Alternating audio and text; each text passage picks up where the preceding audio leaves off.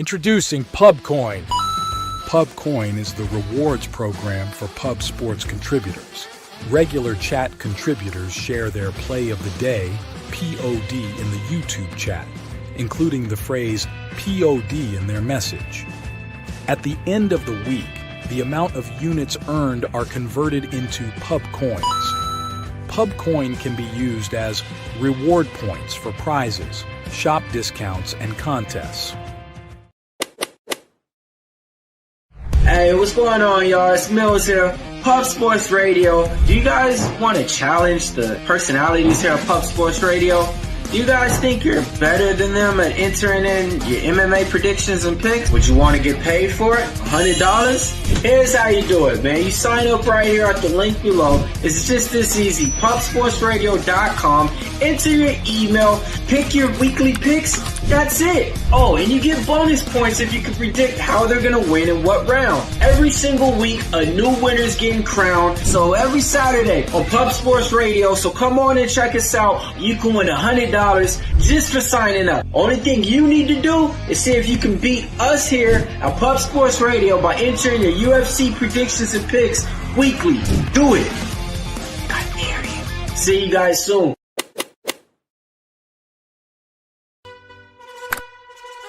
Your membership to Gold, you will be automatically entered in every horse race, every Wednesday and Friday. It is time to race horses.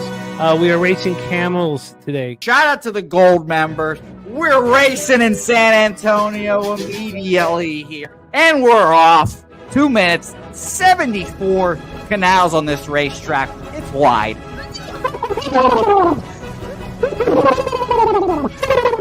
We're racing in San Antonio. Pat Wally moving forwardly. Jeff Slaughter in the mix as well. And as is Randall Sheffield, who's put that beautiful nose out front. But it's actually real grass here, Jimmy. Maybe Kentucky bluegrass. Oldie, no! Here he goes. There he goes. Oldie in the lead now. K. Wolf falls back. The horses love it. Sometimes they stop and eat it on the way to the finish line. That's why your horses start so far in the back. Here. Oh, look at Nuss Flush Allen bursting out here. J-Dub in the mix. Rude Boy up here as well. Jimmy, take it away. There's Oldie. Oldie is moving to the front. We are past the halfway mark in our 2 mile. And there's Ricky Levy.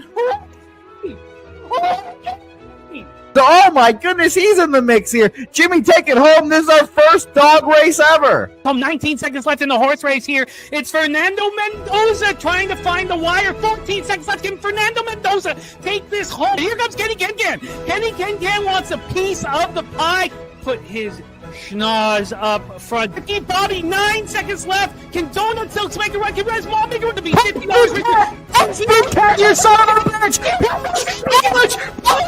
Here comes Tori Coker. Kenny Can Smoke and Mirrors. Director 97 home. That is here comes Jason Meyer, the other auto custodian. Billy Friedrich. Joe's one of all coming down to the finish.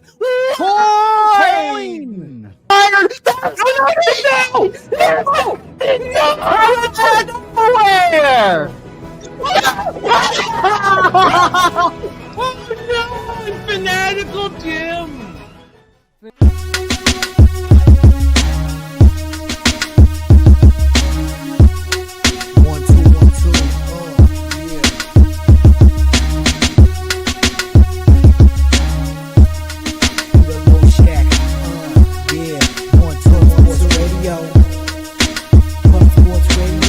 From the Clark up Peter Low Shack, legendary sports handicapper, more dapper than a dawn. By the young phenom known as Jimmy, who declared one day that the bag was here to stay. Information like a PSA when we all PSR Pub Sports Radio Bizarre is a man named Slaughter and he flipped the script. No competition in this they quick the trip. But we say we be pubbing, betting with the bag and you love it. We want a top 10, we above it. Let's check.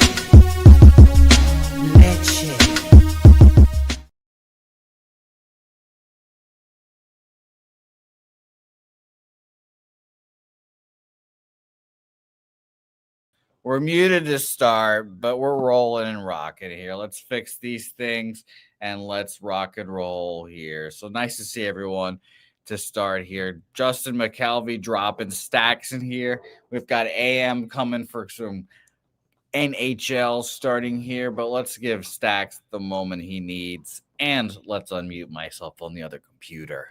Stacks, stacks, stacks, stacks, stacks, stacks, stacks, stacks, stacks, stacks, stacks, stacks, stacks, stacks. Much better. Here we go. Now we're rocking and rolling. Let's not waste any more time, ladies and gents, here, because we've got our hockey guest here for a few minutes in between a lunch break here. So it's great to have him on board. The one, the only. You see him in the chat all the time. He's been a great contributor to the program here as well. It's the one, the only. AM joining us here. AM, my man, nice to see you. How are you? I'm good, man. How are you doing?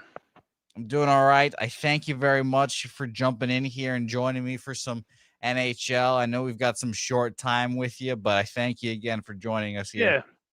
So it's going to be a fun short one slate. here. It is indeed a short slate, but I'm excited to see if we can get some action from it here. And let's dive right into it. New York Rangers, Tampa Bay Lightning here. We've got the Rangers and Lightning right now. As of now, we've got Igor Shesterkin confirmed. Unconfirmed goalie from Tampa Bay. Thinking it's going to be Vasilevsky, or the Daily Faceoff at least thinks it's going to be Vasilevsky. Obviously, AM people in the chat, let me know you guys have different goalies. We don't talk about the markets very much in NHL, so I'll quickly touch on them and pass it off to our guy AM here. And we'll talk about line movement here. Again, not something that Jimmy really talks about, doesn't value it as much, but I think we should just touch on it real quick here. 61% of the bets on Tampa Bay, 66% of the money on New York, 55% of the bets, and 65% of the money on the under in this game. I will mention this line has dropped. -150 opener to -138 Tampa Bay here currently. What do you think about this game, AM? Yeah, I actually already moved on the Rangers. I like the Rangers here today. They fit a system that I typically bet into. Just a team coming off a blowout win by 3 or more goals, and they're now a road underdog. So I would continue to play the Rangers even at this number. I got it at +127 this morning. If you shop around, you can still get some pretty good numbers, but yeah, lean Rangers here definitely. As far as a total, it's I think it could really kind of go either way with these two teams. If I had to lean one way though, with a Rangers win, kind of lean towards the under. Rangers just when they win, they get a lead and they kind of tighten things down. They're not like other teams and just try to outscore their opponent. They get a lead and they kind of focus on defense and just try to close out the game. So. Okay, well, beautiful. Great breakdown there. Justin likes Lightning and Reg +110, but I tend to lean with you in this one, AM. I like the Rangers in this game. Guys in the chat, let us know what you guys like in this game as well. I see our guy Ron Crawford dropping his play of the day, and we'll talk about that game here shortly. Edmonton Oilers versus the Philadelphia Flyers here. Like Jimmy said the other day, none of these NHL like traditional powers for the last few years have been performing super, super well, except for the Colorado Avalanche seemingly. And that obviously goes for Edmonton here, has been struggling as of late, finding ways to win. I saw that McDavid scored 2 third-period goals to bring them back when they were down in the third. So shout out to him. Right now in this market, we've got 54% of the bets and 55% of the money on Philadelphia, which is a little interesting to me. 55% of the 88% of the bets, 80% of the money all over the under in this game. Fascinating. This line has moved from -140 Edmonton now down to -134 Edmonton here. So interesting. I want to refresh real quick so I can get some updated lines here just to make sure. Yeah, -134 here. Bookmaker showing -130, cheapest price for Edmonton here. A lot of love for Edmonton. Maybe it's a public, a lot of love for Philadelphia. Maybe it's a public dog type spot here. Goalies for both teams are confirmed. Stuart Skinner versus Dan Vlader or Vladder. And it depends on where you're from, I guess, here. And what do you think about this game? Yeah, I haven't bet this game myself, but I definitely had some opinions on it. The Oilers, I do expect to eventually get rolling. It's just, the last few seasons we've seen, they just kind of come into the season lackadaisical and then decide, well, it's we're not in good standing. Let's start stringing some wins together, and they go on a big winning streak before the All-Star break, and then after. I don't really want to touch the Oilers, until I see some life from them or some consistency. Uh, really would kind of stay away from the side here just because they could turn it on at any point. Um, I think the better way to play this game is actually the under. The Flyers are kind of quietly one of the better defensive teams in the league. Really limit actual shots, and just Corsi in general, just shooting opportunities. They do a really good job defensively within their zone. Once you go past the neutral zone and into their zone, they just tighten things up and keep everything to the outside really well. And not to mention, they have a really strong penalty kill as well. And that's kind of where the Oilers typically do their damage. So I kind of see this as more of a 2-1, 3-2 game. I think the under is the best way to play this game if you want some action on it. Okay, some under. By the way, did you play hockey? What's your background in hockey? Yeah, I played I played pretty competitively growing up.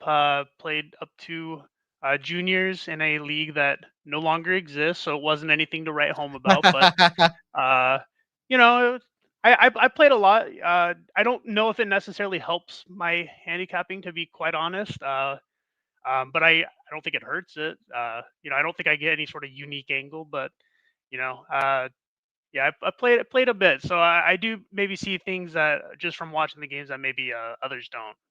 Do you still play? Do you have a beer league every Sunday? I You go out there and just fight out with the boys?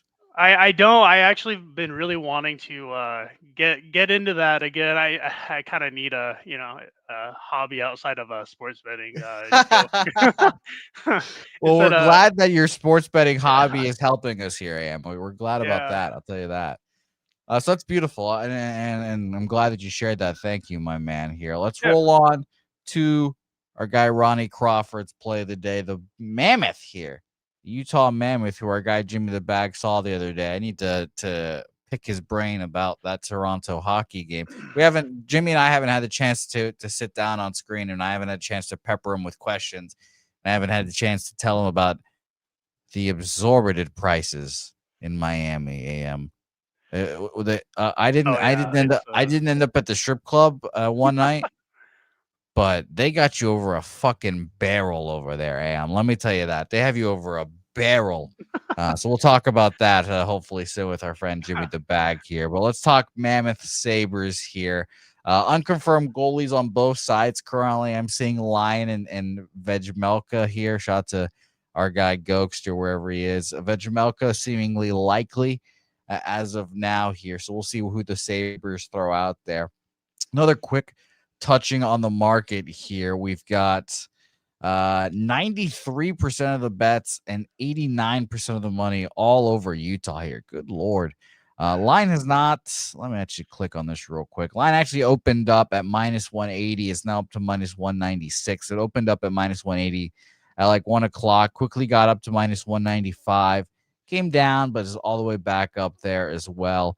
Just to double check here, let's check out what Heritage has to move, which is say they opened it up minus 184 to minus 190 now. I mean, maybe it's just me being a contrarian asshole, but all those bets and money on the Utah Mammoth here makes me kind of lean towards Buffalo. What do you think, AM? Yeah, I can't play a side here. There's a side I have systems that point towards the Mammoth. I can't play it at this price. So price is really important to me. Uh, I can have all the systems in the world, but if the price isn't right, you don't play it. So, uh, like I said, I have a few systems that point towards the Mammoth here. It's just at this price, you just can't play it. I don't fault anyone that wants to play it. Obviously, you're probably gonna have to lay a puck line if you want to avoid some juice, but yeah, I mean, this is a really tough spot for Buffalo. I know they've already had some struggles, But I mean, they're coming into the Mammoth off 3 losses and at home in elevation. I mean, they're going to be pretty ready for this game. If I had a total lean, I think over. I think we see goals, just because I think Buffalo is just kind of playing a bit scrappy. I can see this being a kind of a pond hockey game going back and forth. Um, but I don't really have too strong of a lean on the total. Like I said, I think this is definitely just a Utah spot. Just I can't get behind it myself at this price. It's just too expensive. Understandable. Our guy Ron Crawford's on regulation there. Kyle Hintley, nice to see you, my man. He says, love the Mams, which is that's a great name for this team. The Mams. So shout out to you, Kyle. Nice to see you in the chat there, my guy. Last game on our hockey slate here. And AM, I thank you for joining me here. I look forward to having you on these Wednesdays here. You and Jimmy the Bag are going to break these games down very in-depthly here, so I can't wait for that. Devils Blackhawks here. Little home favor, or home dog, excuse me there. We've got action in this game. 54% of the bets on Chicago, 91% of the money on Chicago in this game. Fascinating from that aspect. Seemingly big bets on the home underdog here. Line has not really moved much, about 3-4 cents, 155 to minus 151 now at BOL here. And Heritage kind of showing the same situation here, minus 155 to minus 152 here. I don't know what it is. I don't really buy this New Jersey Devils team, but what do you think about this game, AM? Is this Devils team for real? Is today the day that people can back them? I think it is actually. I was kind of waiting to see what this market does. They're just outside my target price range here. There's a system that says to bet against the Blackhawks. A lot of these systems are just kind of based. So it's just something to keep in mind. They're all based around teams regressing to averages, whether it's positive or negative. And if you look at the last few games for the Blackhawks, they've only allowed 2, 0, and 1 goal. And so the system just basically says, hey, this team's not allowing many goals. That won't continue forever, so bet against them. And especially when they're back at home, you're going to get a better price than you normally would with the road team. I really want to see this come down to like a 135-ish range. I would jump on the Devils. I really have no interest in the Blackhawks here. I think this is probably a little bit more expensive for the Devils than I want because the books know. I don't want to touch the Blackhawks at all here. I think this is a trap. They've looked really good. I think this is when chickens come home to roost and the Devils get a pretty easy win. What do you think between -1 in regulation? Which one do you typically like betting more? I typically really don't. I don't do them too much at all either way. But I personally don't like the regulation bet. I think if you're gonna do it, you need to go for the score a little bit. And the -1 is just it's a better price. You see how many games are going to overtime. I understand that you'll push on the -1, but the regulation. I just don't like it as a bet personally. I've never. I would rather play the puck line than a regulation bet myself. Okay, well. Different opinions for everyone. You gotta see what works for you, but like I said, I typically don't like to do those kinds of bets anyways. Just because I think hockey in general is very similar to baseball in the sense of price is very important, and if a favorite's too expensive, try to make a case for the dog. You'd be surprised how often the teams that look like they have no chance can win. Yeah, and I'm sure, AM, I don't bet those -1, -1.5 in baseball either. So I'm right there with you in that aspect. Well, beautiful, AM. That was a great breakdown of these 4 games here. Everyone knows that I'm a clueless chuckle fuck when it comes to betting hockey right now, but we're learning from our guy Jimmy the Bag here. AM, what do you want to make official today? It's the Rangers. Unfortunately, I mean, I've been sticking to just these systems. I've been doing pretty good with them. It was only a Rangers play for me. I will mention, like I said a moment ago, if the Devils do get tanked down, I don't really care who's in that. Like, if it's the backup, great. Like, I want the cheaper price. I want a minus 135 or better. I will jump on the Devils immediately. And beautiful. What price did you get for the Rangers there? Plus 127. Plus 127. Beautiful work. And my man, I thank you very much. I look forward to having you and Jimmy on the shows here on a Wednesday as well. That'll be a lot of fun. You guys will break these games down like a Yeah. damn pound. Where can the people find you, for more AM in their life? Yeah, I put out, I've been mostly sticking to hockey, but you can find me on my Twitter, AM_sports picks. Do have a few other stuff I'll do, but gosh, in the last few weeks, I mean, I haven't even really been betting NFL. I've just, I'm finding good stride in the NHL right now. NHL is usually where I do my damage. I've known this. Everything else is I try, but it's just I make a little bit, but it's nothing to write home about. Yeah. So. No, I understand that. So I thank you, AM, and I look forward, like I said, look forward to having more of you on here, and you're going to show everyone why you're that dominant hockey capper, and those systems are going to work out there. So I thank you, my man. Yeah, thanks for having me, guys. Good luck today. Shout out to our guy, AM, for joining us here. Great time, great guy. Great breakdowns, too. Very concise. Just gave out his opinions, and hopefully we'll be a winner today with the Rangers here. So shout out to him. Thank you guys all for jumping in here bright and early here. We had to jump in the show and get straight to run in there because our guy AM only had about 8 minutes left to be with us before he had to run and go do the working man's job. So shout out to our guy AM. Shout out to you guys in the chat. Okay, well, I just went away from my screen on my computer, so that's great. I was going to shout you guys out, but I have to go back in so I can see you guys on the screen up there. Here we got Justin, our guy Gorky, in the building in here with $2 dono. Shout out to you, Gorky, Swig, Ron Lofton, Rod Zawacki, Gem Bets, all you guys in here. We appreciate it very much. Our guy Kyle Hitlian was in here as well.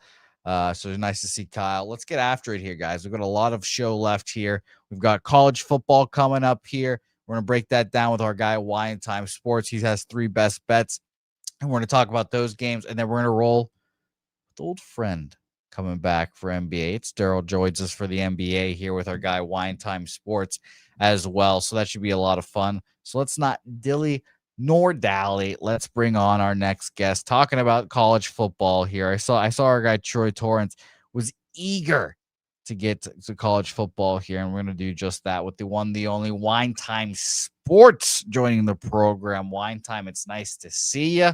I like your shirt. Your elbow is facing the right direction. Everything seems to be right in the world. Wine Time, how are you doing? Good to see you, Jose. Happy Wednesday. Betting with Bouquett. Let's get to it, man. We got college football today. 3 games on the slate. Then we got 3 games we're going to talk about as far as Saturday goes. Friday is going to be really fun because I'm probably going to have a bet on every single one of those games, but we'll talk about that on Friday. But good to see you, my guy. Shout out to everyone in the chat. See my guy Justin McKelvey, Stacks in there, Ron Lofton, Gorky. Let's see, move this up. Dizzy Donuts, JM, Swig Bet, and shout out to AM for breaking down the NHL card. Guys, we're low on likes. If we get to 100 likes before we bring on our guy Daryl, I'll give a $25 giveaway. So get those likes up, 100 likes before we break down NBA. So you heard the man. Listen to old Wine Time Sports here. Gorky dropping his action, by the way. Miami, Ohio, money line plus 130. We will talk about that game here very shortly, Gorky. Let's get into Buffalo, Central Michigan to start this one off. Central Michigan, 1.5-point favorites here. And we will dive right into the market. As you guys know, that is what I do here as well. Nasty Nate, nothing happened to Jimmy. Jimmy is just taking a day after a busy Wednesday, recuperating from a lot of NFL breaking down. So shout out to Jimmy. He'll be back here tomorrow. So we've got interesting game here with Central Michigan and Buffalo. 50% of the bets each way, 53% of the money on Central Michigan. And by the way, shout out to Nasty Nate, who just won like a poker tournament thing at his house or like a home game. cashed out, got a bracelet. Looked like a great time. Shout out to you, Nasty Nate here. Central Michigan, Buffalo here, opening up at -1.5. I'm seeing twos on the board now as well here. BOL had 1.5 for quite a while. Then this morning at around 7 a.m. moved it to 2 here. Bookmaker, the same story, but they opened up at 2, went up to 2.5, got down to 2 or got down to 1, and has come back to that 2 here. Wine Time Sports, pretty split game. Should be a tight one here in that Central Michigan. What do you think? Yeah, this is an interesting game right here, Jose, because when I was capping this last night, I wanted to move on Central Michigan money line -110. I had it written down, had it in the queue, didn't end up placing it because I wanted to see where the market was going to take it today. These weekday game guys, I'm usually invested about a half unit on these plays. These aren't like games I'm like completely breaking down for hours like I am some of these other games, all these breakdowns on all these players and film and all that stuff. As far as this game goes, kind of have to follow the market here in this spot. I like CMU here. Coming off a loss as well in their last matchup, and Buffalo coming off an impressive win in their last matchup against Bowling Green. Shouldn't really say it's impressive because that team's awful. But CMU, this team is still trying to go bowling this season. They're 5-4 right now. They get a win right here. They're going to get to a bowl game. This game's going to be at Mount Pleasant, Kelly Short Stadium. I don't know how filled it's going to be, if we're being completely honest. But, I mean, I expect some fans to be out there. 30,000 people it holds. But I like the quarterback play, though. They do have a really experienced quarterback. This guy came over from Iowa, Joe Labaz, 6'4", 210. Can make all the throws. I mean, it kind of made sense for him to go down in a different conference, a lower conference, coming over from Iowa. He wasn't really going to get a lot of playing time, although he did see the field at times last season. So shout out to him. But this guy's like 26 years old. This guy's experience. I believe that they're going to get it done here at home. So not a crazy breakdown on this one, guys. Give me CMU on the money line. I just want to see the best number I can get right now. Best number available I can get is a -130. Give it to me, Central Michigan, -130. Beautiful. Wine Time -130, Central Michigan. Our guy Justin McKelvey right there with you, -128.29, excuse me, for him there. Shout out to you, Justin. Let's roll right along here into NIU UMass here. UMass being the dregs of college football this year. 12.5-point favorite are the Huskies in this game here. We also have 73% of the bets and 88% of the money on NIU in this game. Line opened up -11. And again, I'm going to do a quick refresh just to make sure we have the right opening and closing lines here. Well, not really closing, but we have 11.5 -105 at BOL now. So a half-point move. It did get all the way up to 13, 12.5 here. So that's fascinating. Heritage on the other side is showing 11, now 11.5 here, as well as Bookmaker as well. These books got up to 12.5, tickled 13, and then came right back down to 11.5, which is interesting. I mean, I'm not sure how many people are running to the window to back a UMass team that I don't think they've won a game this year. So, I mean, is today the day, Wine Time? Are they going to break the chains and win a football game here, UMass? Are they going to make this respectable? What do you think? It's an interesting one. I mean, I'm surprised. I mean, 73% of tickets, 88% of cash coming in on NIU. Line's not really moving. I've been seeing 11.5s all week. Yeah, we did see some 12.5s, came back down to 11.5. UMass is probably the worst team in college football in the last 5 years, I would say. Think this team has a combined like 3 wins over the last. It's just crazy how bad they are. NIU can't say too many good things about this team either. I mean, we talked about it last week, me and Jimmy on the Wednesday show against Toledo. I mean, this team is not scoring. NIU. These can't pass the ball through the air. We were on the team total in the first half, under 7. We were on the under 14 full game. They scored 3 points on their opening drive and didn't score another point the rest of the game. Really impressed by Toledo's defense, who we're going to be talking about here shortly as well. I will say, though, that they do like to run the football a hell of a lot over there at NIU. That's all they're pretty much doing here. They got a couple of decent backs back there, but I think if you're expecting the run and you're going to be loading the box, you got to trust your corners and man coverage against a quarterback who is not good by any means in Josh Holst. This guy is awful. He's not good. I think you kind of have to make him put your corners in one-on-one coverages and let them do their thing and load the box and stop the run, because I don't think this quarterback's going to beat you through the air. I mean, asking this team to cover 11.5 points, I'm not going to do it. I'm not taking NIU. I have nothing in this game. I would only go UMass on the plus 11.5. But again, I'm not betting it, not even thinking about it. I don't want it.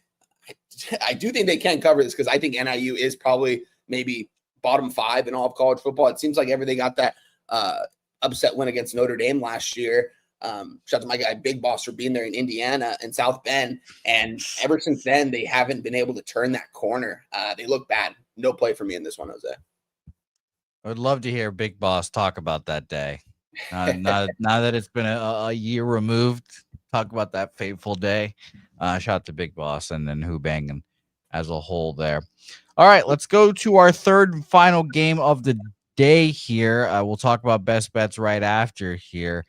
We've got Toledo, Miami, Ohio coming up here. And we just mentioned how our guy Gorky is on Miami, Ohio money line there. Plus 130. So shout out to you, Gorky. What an interesting game we have here. And Maction is always finds itself to be interesting one way or another in this one. So right now we have 65% of the bets and 57% of the money on Miami, Ohio in this game. And I will say this line has gone up to 4.5, was a 3.5 here at one point at BOL, and moved down to 3, and then came right back up to 3.5. Got up to 5 even at one point, and came back down to 4, which is interesting. Bookmaker using a 3 as their opener has come up to 4. And Heritage, let me see here. Heritage, the same story. 3, 3.5 up to 4, got up to 4.5 here. So more people slightly betting on Miami, Ohio as a home dog here, and Toledo getting the love from the line makers, moving it up a tick here. And I'll just quickly mention again, 65% of the bets, 57% of the money on Miami, Ohio in this game. A lot of under money. I haven't mentioned the totals in this much, but 64% of the bets are on the over, 88% of the money on the under. So what do you think, Wine Time? I mean, it's an interesting game. I haven't found any market spots yet that have really stood out to me yet. But what do you think about this one? Yeah, this is a fun game. I would, if anything, maybe go over in this game between these two teams right here. These are two teams I really like in the MAC. Going into the season, these are two teams that I actually did some research on, and Toledo was supposed to be a pretty damn good team. I mean, they've got a quarterback. Another one of these teams have got a quarterback that's like 25, 26 years old, and Tucker Gleason. This guy's been here for forever. I mean, this guy is Toledo football at this point. The Georgia Tech transfer a couple years ago. He's the best player on this team for Toledo. And it starts with him at the playmaker, getting the ball to his playmakers in open space. Guys like Ryder Treadway, guys like Junior Vanderos, Trayvon Rudolph. Those guys are all pretty fast, and they've got two guys in the backfield, Chipper Trainum, Kenji Christian. These guys are going to run the ball as well, and they're going to pound it down your throat. We saw them do it last week against NIU. NIU just couldn't get anything going. Toledo's got a lot of talent on this roster. Same with Miami, Ohio. Some of these MAC teams really went out and grabbed some Power 4 athletes that have had some playing time at the Power 4 level, and they came down to the MAC, get some extra playing time, and probably dominate, get your confidence back. And that's what Toledo's kind of done over the last year. They've gotten some transfers to come in, got some guys to stay. This is an experienced group. If you look at their defense, it's seniors everywhere on the field. If you look at their offense, it's seniors everywhere on the field. Every single one of these offensive linemen, besides Cole Rhett, is a senior.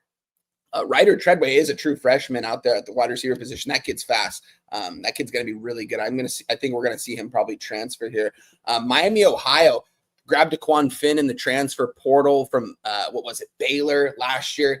Going into last year, he was the starting quarterback for Baylor. And who was it? Sawyer Robertson, who's now their quarterback right now.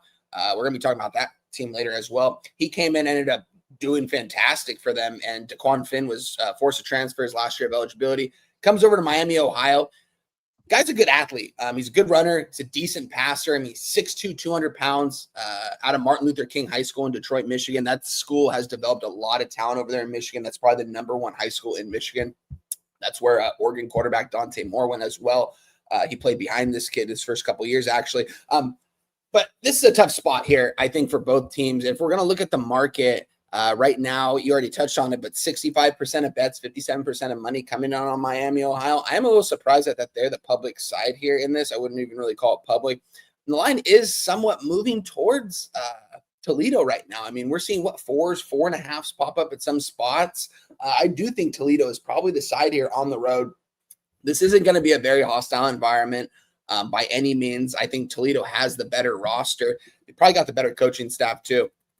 Like everything that Jason Candle's done the last couple of years for Toledo, how he's kind of built up this program.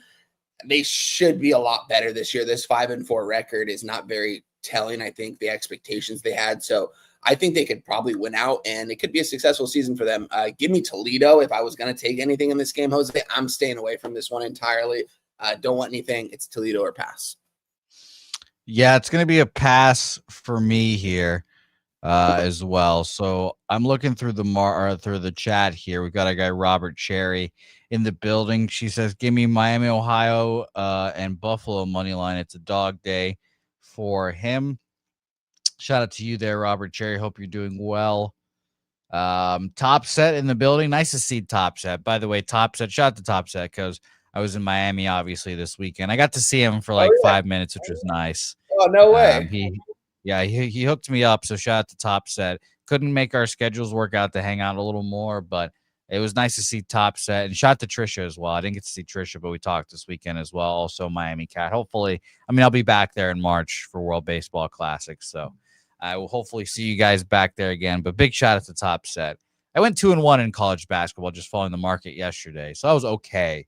But I'm 2-2 so far in the season. Nothing to really slap my own ass about there. But we'll see. We'll see if I can find some college basketball at the end of the show, Top Set, as well.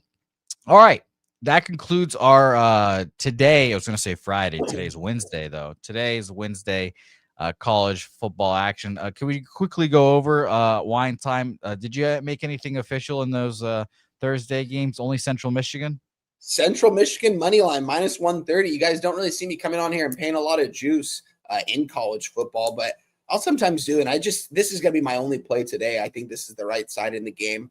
I think Central Michigan, I think they're a motivated team. So I'm on the -130 on the money line. Didn't want to lay the 2. I would get in now if you're going to move in, because this is probably going to get to a 2.5, maybe even a 3 eventually, which I'll love to see. I mean, this was a -1 last night. The money line, I think the -1 was -105 and the money line was -110. And they've already lost 20 cents from last night. So I'm still going to take it. Central Michigan. Central Michigan for wine time. All right. Well, let's get into these best bets with Wine Time Sports here. And let's get started with his Iowa Hawkeyes here. Great showing last week against Oregon. I really thought they were about to beat their ass. I really thought they were about to pull off that full upset and make you look like a very smart man there, Wine Time. Yeah, I made it a full unit as well, Jose, that day, because I got a better number at plus 12,500 to win the Big Ten. So I threw another 200 on it. So 400 to win $40,000 for Iowa to win the Big Ten title. They were this close from getting that way from Oregon. Shout out to them, though. They gave a great effort. We cashed the +6. That's all that matters. So, yeah, and I'm sure that +6 at least pays for a lot of the futures as well there. So shout out to Iowa. Now they go back. We're going on the road here to Wine Time's beloved.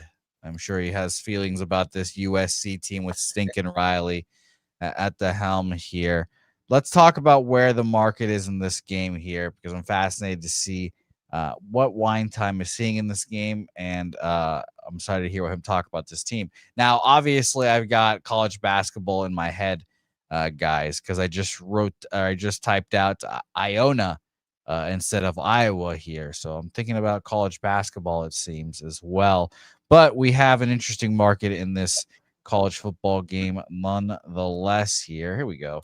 63% of the bets and 77% of the money on USC. No total information as of right now. Now, where has this line moved? Hopefully, for your sake, it will move towards the Hawkeyes here, but we have a 6.5 still. Was juiced towards Iowa. Now it's -120 USC, probably about to be 7. Got up to 7 at one point, came back down at BOL, and bookmakers still showing 7s here, opened up at 6.5 there. This is your game, Wine Time. These are two teams you know well. What do you think about this matchup, and what do you want?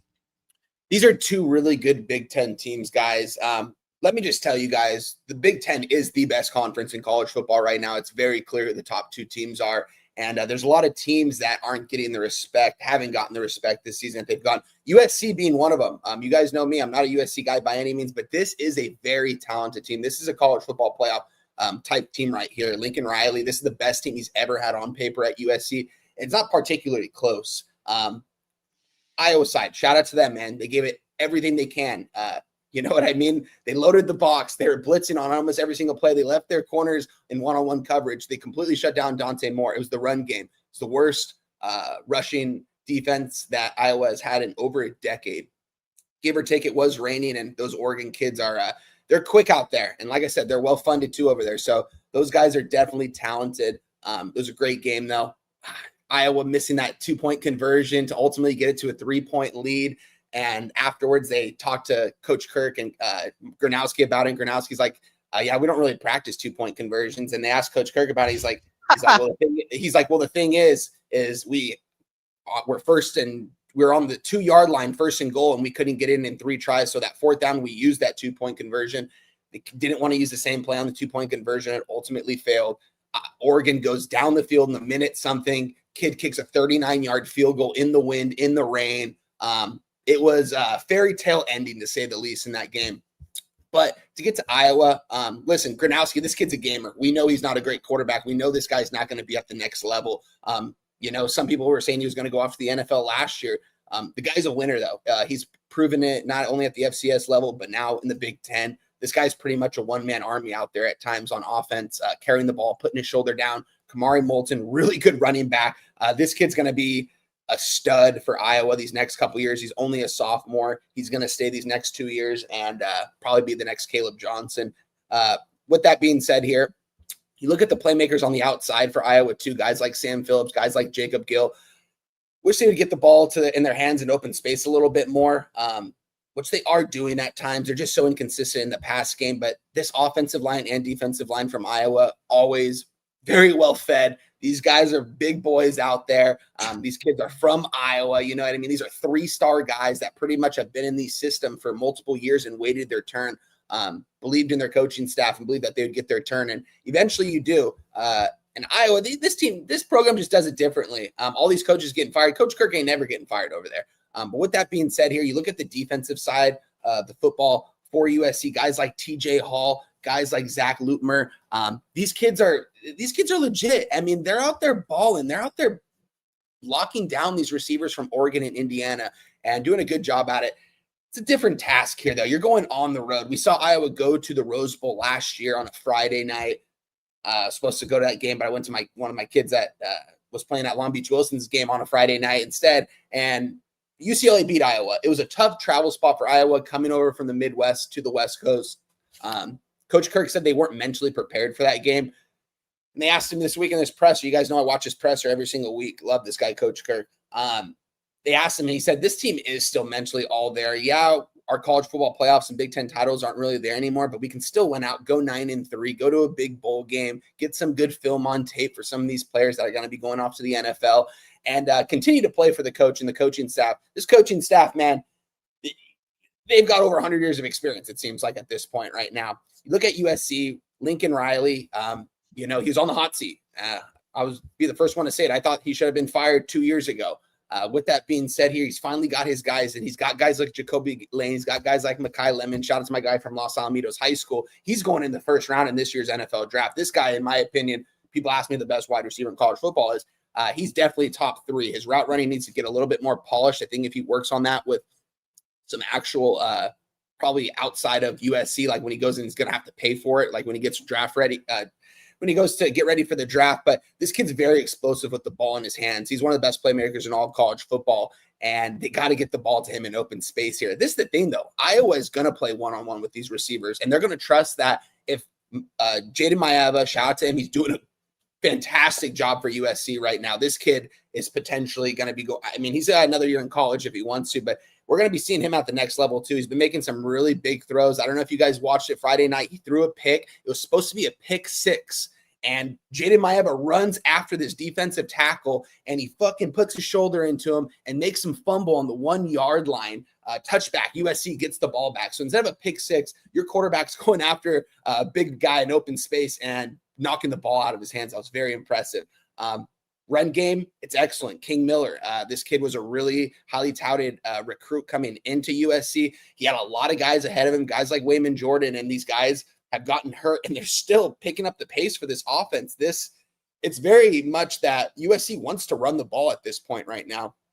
And I think Iowa has the guys on the defensive front that are going to be able to shut down this run attack. I think they're going to be able to push this offensive line from USC back a little bit and put some extra pressure on Jaden and make him force the ball out a little bit quicker or a little bit too late and forces a turnover. We just see Iowa do that constantly. We know how good their return game is. They have the best return in all of college football. He has 3 touchdowns, 2 punt returns, 1 kick return. He doesn't call for fair catches. He's going to run with it every single time. Long breakdown, guys. Get right to it. These are 2 really good teams. And I do think USC probably has the athletes and playing at home, in which I will think is going to be a hostile environment at the Coliseum. 78,000. They should have a sellout crowd. For their sake, I hope they do. I mean, this team could, if they win this game, they have a path to the Big Ten title and the college football. Would you say that it's rocking? Would you say the environment would be rocking? It'll be rocking and rolling, Jose. Okay, not just rocking and rolling. So I noticed you didn't mention that for any of the MAC games, so you must really mean it here. That it's rocking and rolling. We got to be honest about some of these hostile environments. Sometimes we'll be lucky at that UMass game. It's 17,000, Jose. We'll be lucky to see 1,700 in that stands, honestly. But back to this game. I'm on Iowa, guys. I'm waiting. I still haven't moved on it quite yet. I'm waiting for that 7. I'm probably just going to, for show purposes, I can get a -120, and I'm just going to take it because I kind of want this to go to a 6 at this point. We're seeing the public come in hammering USC. People think Iowa has nothing to play for. They're too prideful of a program, too prideful of a coach to let this game go. I think they're going to give their best effort, and the defensive front is going to be able to push back the offense line from USC, put some pressure on Jaden. Give me Iowa +7, -120, a little bit juicy. I'm not going to sprinkle the money line quite yet. I kind of want to see and wait what this market does because I think it's like the Indiana and Oregon game. Iowa was in it from start to finish, but when you have certain athletes that you don't have, the personnel that you don't have, it's hard to stop them in certain situations because you can only stop them so many times, and Phil Parker's got this defense crushing it right now from Iowa. But give me Iowa +7, -120 going on the road to Southern California at the Coliseum. I love Iowa here in this spot. I don't know if they win this game, but I think we're going to get the best effort, and they're going to be able to cover a touchdown on the road. Well, beautiful breakdown, Wine Time Sports. You said it all there. I look forward to watching this game there. Let's keep rolling on here to our next game here. We're hitting the Wine Time hits. All his teams he likes talking about. Very next ones here. We're talking about Utah versus the Baylor Bears and Dave Aranda, who every year seems like he's about to lose his job and then wriggles away and finds a way to keep it. We'll find out if this year he does another magic act and keeps his job yet again here. Utah right now, very popular bet here, Wine Time. Yeah. And I'm very interested to see where we go with this because I'm already percolating right here. 87% of the bets, 93% of the money on the Utah Utes here, a team that I don't believe is very good. Wine Time, we're in the trust tree here, Wine Time. I need to ask you a question. And, as the guy hosting the show right now, I should have the answer to this question, but I don't. Is Zach Wilson's brother playing quarterback? Is Zach Wilson's brother still on this team? Oh, yeah, he is. Yeah, he's the backup. Okay, good. Isaac Wilson, right? Yeah, as long as he's not the starter. No, it's yeah. No, it's not. Don't let any of the Zach Wilson clan. Don't let any of them play quarterback anymore. They're all bad. Don't let them do it, guys. You learned last year, Utah, why that was a horrible mistake. But 87% of the bets, 93% of the money is on Utah here, Wine. And we've opened up at an 8.5, and this is already down to an 8 here. It got up to a 9.5 at one point, and it's dropped down from that to an 8 here as well. Let me see. Bookmaker had this line opening up at 9, got down to 7.5, and is now an 8 here. Wine, the market's very interesting. The market is very interesting, and Baylor might be written down for me here, Wine. I would love to hear you push me all the way here. What do you think about this game? Oh yeah, this is a double up spot here for me, guys. We're gonna move on a side and a total. I said I was gonna cut out totals. I haven't done it in college football play yet. Did it in NBA. I'm not fucking touching totals in NBA or props. But as far as this game goes, guys, we're on two different sides here. Listen, Utah coming off some really impressive wins. Colorado, not a good team by any means, but the fact that they really put boot to ass like they did in that game, 53-7, it was absolutely wild. Colorado had no answer for them on defense. Their corners couldn't keep up with any of the receivers. And then Cincinnati comes to town last week, guys, and we all knew, we were like, why is this spread like this? Why is it 11.5 against Cincinnati, who has one loss in the Big 12? Probably looked like they should have been undefeated. That was their first loss in the Big 12, actually, because their first loss was to Nebraska, a game I always circle back to because we know who should have won that game. That's Cincinnati. With that being said here, they're going to Waco, Texas here, guys. Baylor Bears, you mentioned it already, Jose David Aranda. I don't know why this guy would ever be mentioned on the hot seat. I think it's extremely difficult to win at Baylor. I think that really only had one coach in the past do it, Matt Rule, and he was really there for a couple years and didn't really do too much with them. I like David Aranda as a head coach over here for Baylor. I think his guys are always going to go out there and play for him and believe in him. He always doesn't really hit the transfer portal hard at all. Always keeps the same personnel. It seems like year after year. Yeah, he went and grabbed some transfers a couple years back, but these guys have developed in the system. This team can do it all on offense. You look at their offensive line going into this season, guys, it's seniors everywhere. Guys that have been playing on this offensive line for multiple years. I had Baylor written down to win the Big 12 in the beginning of the year. Boy, was I wrong on them. But at the same time, they have been in a lot of tough games and a lot of close games, I might add. TCU losing by 6 in that one. They lost as well. I don't have it pulled up here right now. But with that being said here, let me just pull that up.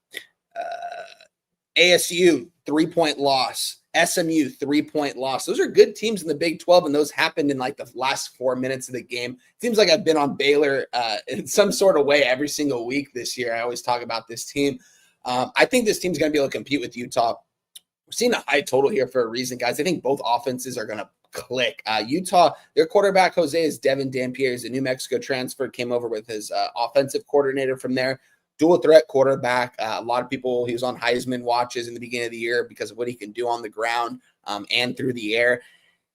He isn't who we necessarily he's a good quarterback.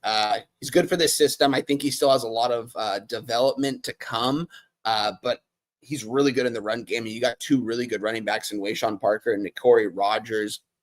Got pass catchers like Tobias Mayweather, Ryan Davis, who came over, his good buddy from New Mexico. These guys have been playing with each other for multiple years, really good buddies. And then you look at the Baylor side and you look at their defense. And again, there's not a lot of transfers on this defense. There's a lot of guys that have been with the system for a very long time. They haven't been able to really stop anyone. They had an impressive win last week against UCF. Again, it was in Baylor. UCF always fade them on the road always, but Baylor coming off 33 win, Utah coming off a 45-14 win over Cincinnati. I think this is a little bit of a letdown spot for Utah. Everyone's pretty much coming back and saying like, yo, Utah, like they have a way to the college football playoff. They went out, win the Big 12. I think this is going to be a really close game. And I think there's going to be a lot of scoring involved. So for that reason, we are going to move on Baylor +8 -110. And we are going to move on the over 60.5 -110. Over 60.5 here, you said? Yep. All right, beautiful here. And you're on Baylor, I assume, as well? And I'm on Baylor +8 -110. I haven't made any of these official, so I'm going to have to do it after the show. I'm going to have to bet them here in between this and NBA. And then, so rocking in that game. That's it.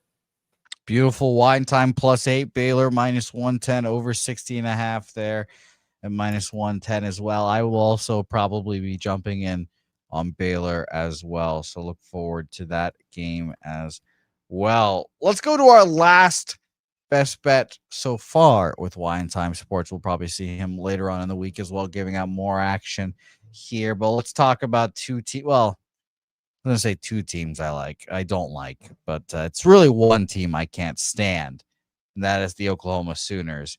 And I look forward to cutting this video out and telling all the Oklahoma Sooners fans to go fuck themselves as an Oklahoma guy, or Oklahoma State guy. So fuck Oklahoma and fuck John Mateer as well. But let's talk about this game here as well, because admittedly I am semi-interested in backing the Sooners in this game, even though I loathe all of them. Bob Stoops, Joe Mixon, Baker Mayfield, Kyler Murray. I loathe them all. Dylan Gabriel, even though he was terrible. Spencer Rattler, even though he was horrible. I don't like them all, Wine Time. I don't like them all. But let's talk about this game here as well. Fascinating because we had opener, I guess, a preseason opener, I should say. This preseason, this is minus 12.5. Alabama. It doesn't really matter now because it reemerged at -7 here for Alabama. It has come down from 6.5 now to a 6 for Alabama here. Bookmaker is showing 5.5 for this game here. And it's nice when you don't rush your star quarterback back to face a rival, and he can actually get healthy and look like a normal quarterback again, because he was the Heisman frontrunner. John Mateer was throughout the whole first part of this season. Market in this game. Where are people betting this game here? Let's find out right now. We have 65% of the bets and 93% of the money on the Alabama Crimson Tide here. Wine Time. I loathe them. I can't stand them. Their fight song is the worst. It makes me want to die when I have to hear their fight song again and again and again and again. But I think we might be hearing it in old Tuscaloosa, Alabama here, Wine. What do you think about this game, Oklahoma, Alabama? BV Brent Venables. I mean, this guy, this is one of the best. This is a defensive guru right here, man. This guy runs one of the best defenses I've seen in quite some time. Coming over to the SEC from the Big 12 too, he's been able to hang and get some of his guys, and these guys are hanging in the trenches. You look at this defensive line, man. This defensive front is definitely the most talented defensive front that Alabama has and will see all season long, and it's not particularly close. We saw what Oklahoma did last week to our old boy Joey, or 2 weeks ago, was it? We all knew it was going to happen in that game, guys. Come on, Tennessee. Yeah, but this is a whole nother giant right here in Alabama. A lot better of a quarterback in Ty Simpson. This guy's not going to make the mistakes that Joey Aguilar is going to make. This guy is one of the best quarterbacks in probably college football. This guy is going to probably be going top 10, top 15 in this year's NFL draft if he wants to leave. Who knows if he wants to come back. This Alabama team, though, it's a little bit concerning for me because it really seems like they kind of been one-dimensional with Ty Simpson, with these wide receivers. I mean, it's kind of hard not to be when you have Ryan Williams, Jeremy Bernard, and Isaiah Horton right now. I mean, this is the best trio of wide receivers you're going to see in college football on one team together, and that's not particularly close. Only problem is you got a running back in Jam Miller who can't really do much in that backfield. Their run attack is not typical Alabama football that we've seen over these last couple of years. They have taken a big step back in the wrong direction with their run game, and it seems like they're a little bit one-dimensional. And that scares me a little bit if you're an Alabama backer, an Alabama fan, because you're going to be having this defensive front probably be putting a lot of pressure on Ty Simpson, probably going to be not even loading the box, probably keep an extra safety in the back. But that being said, this seems like it's kind of a mismatch on the offensive and defensive line. Don't get me wrong, Alabama has a really good offensive line. It's very impressive, but I think Oklahoma, this is the better unit out of the two. You're going to ask me who's the better unit, Alabama's offense or Oklahoma's defense? I don't know. It's pretty close. I think it's a lot closer than people think. Brent Venables is probably the best in-game adjuster from a defensive side of the football in college football right now. We've seen him make so many in-game adjustments, and it's been working. This Oklahoma team is not that talented, guys. I mean, for being 7-2 and looking at their roster, this team, I didn't expect them to be where they are right now. But after I've seen what they've done over these last couple weeks, even in their losses, just a really impressive defensive side of the football. With that being said here, you look at the offensive side for Oklahoma, John Mateer. This guy was absolutely shredding every single defense when he was at Washington State, when he was playing the out-of-conference games. And, yeah, we've seen him come back to life. He had that surgery. He missed a couple weeks. He's not probably 100% healthy. I don't know why they're not getting Jaden off the ball. This guy was supposed to be like a second, third-round draft pick 2 years ago out of Cal. Ends up staying for Cal for one more year. For NIL purposes, and ends up losing his RB1 job, comes over to Oklahoma, gets hurt in the beginning of the season. He hasn't been able to get going. I think this might be a spot where you have to use Jaden Ott, probably to work in open space, probably catch the football more so than run it, because I don't think you're going to get much success running the football, which means Ty Simpson is probably going to have to be throwing the ball 40 to 50 times, probably 50 to 60 times in this game, I'm going to guess. Maybe not even that much, though, because I think that this is going to be a defensive battle as well, because Alabama has a good defense. Oklahoma's offense, I already touched on it, struggles. Give me the under 46.5 minus 110, and give me Oklahoma +6 minus 110. And, yeah, we're going to give out those two plays here, guys. I think Oklahoma might shock some people here. They beat Alabama last year, give or take. It was at Norman. This isn't Tuscaloosa, but Oklahoma wins out. They're going to the college football playoff, regardless if they win the SEC title, which would be crazy.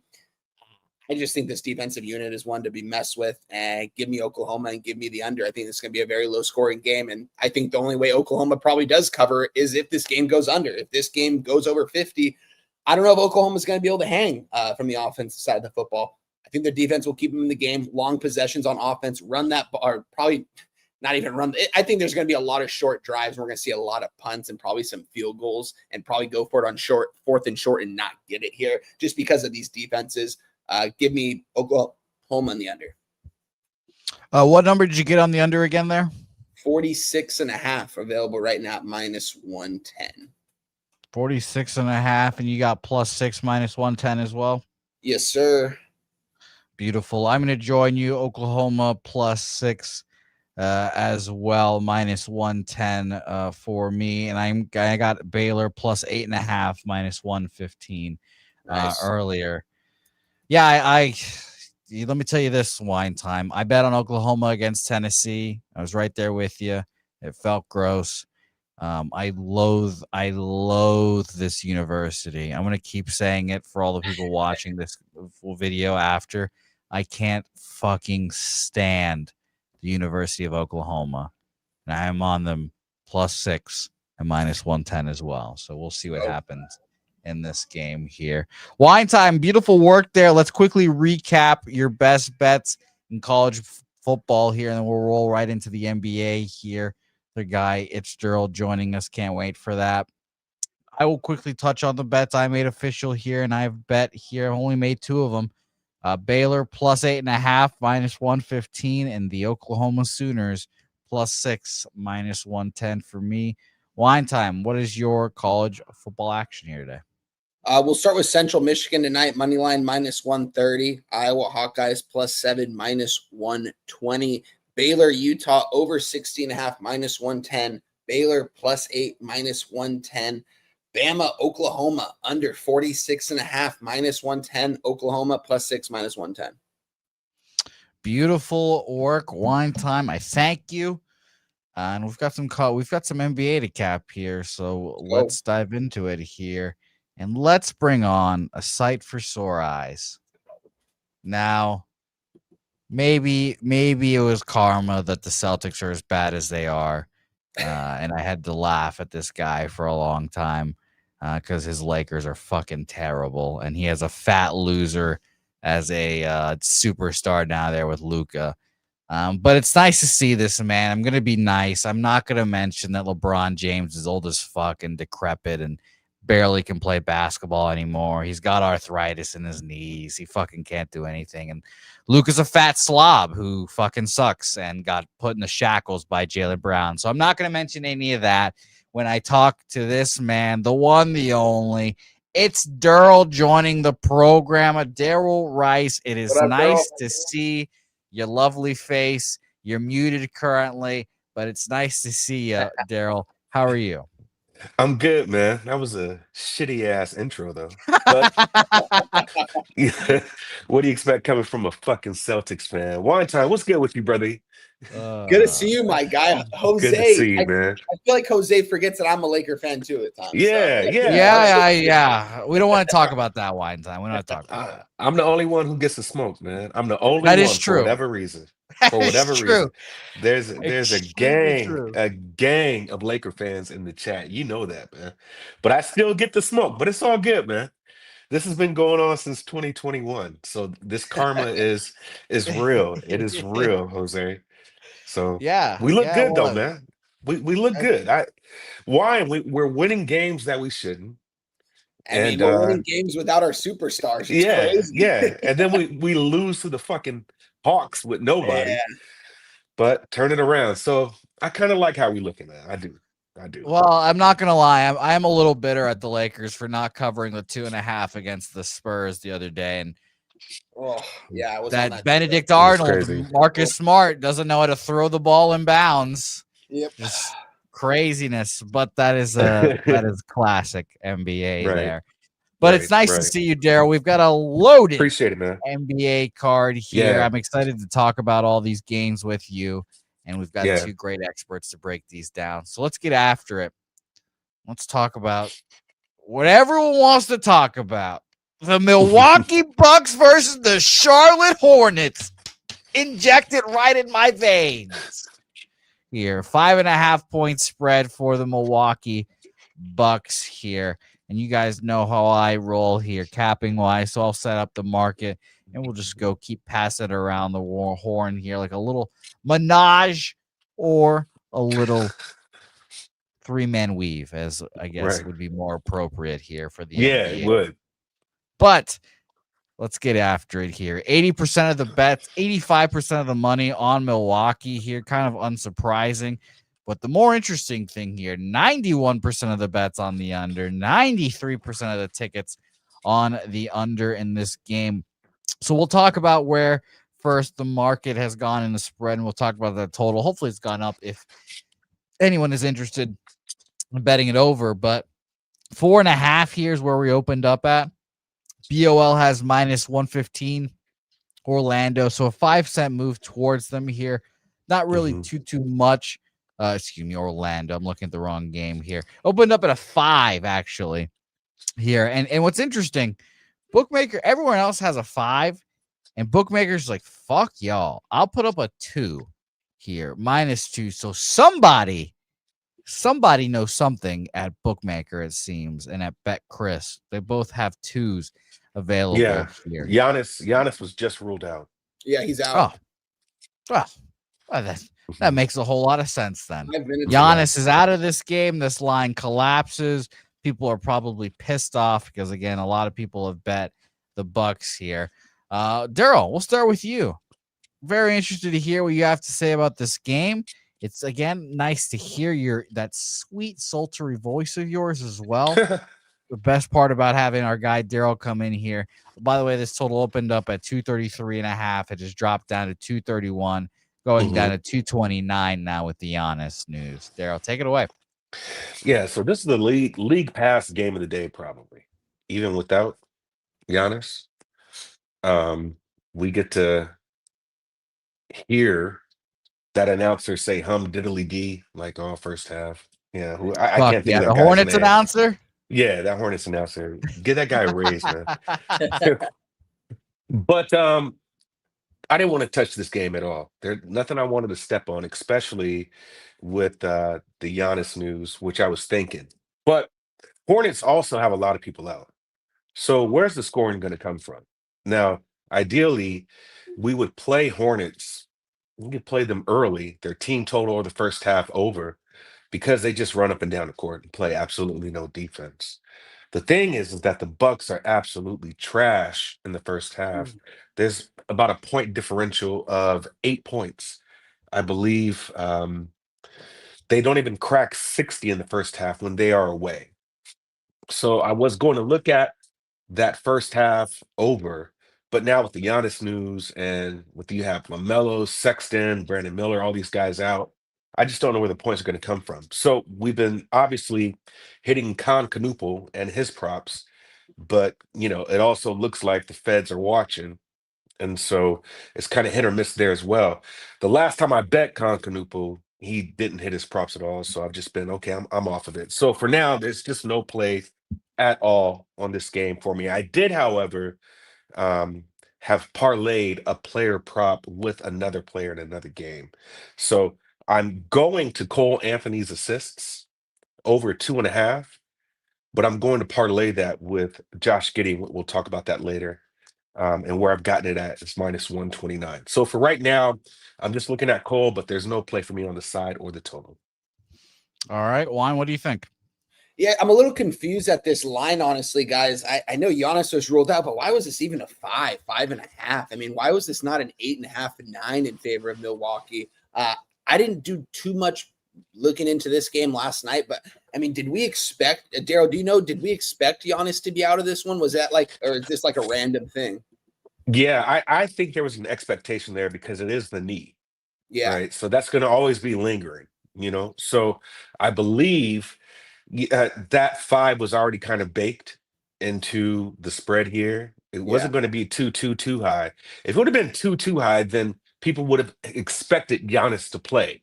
But I yeah, think the books already knew that he wasn't going to play by the information they get before us. And this is why you have a 5.5, and now they're able to bring it down even lower. So yeah, I personally, I think they knew. Of course, they knew that Giannis wasn't going to play yeah. today.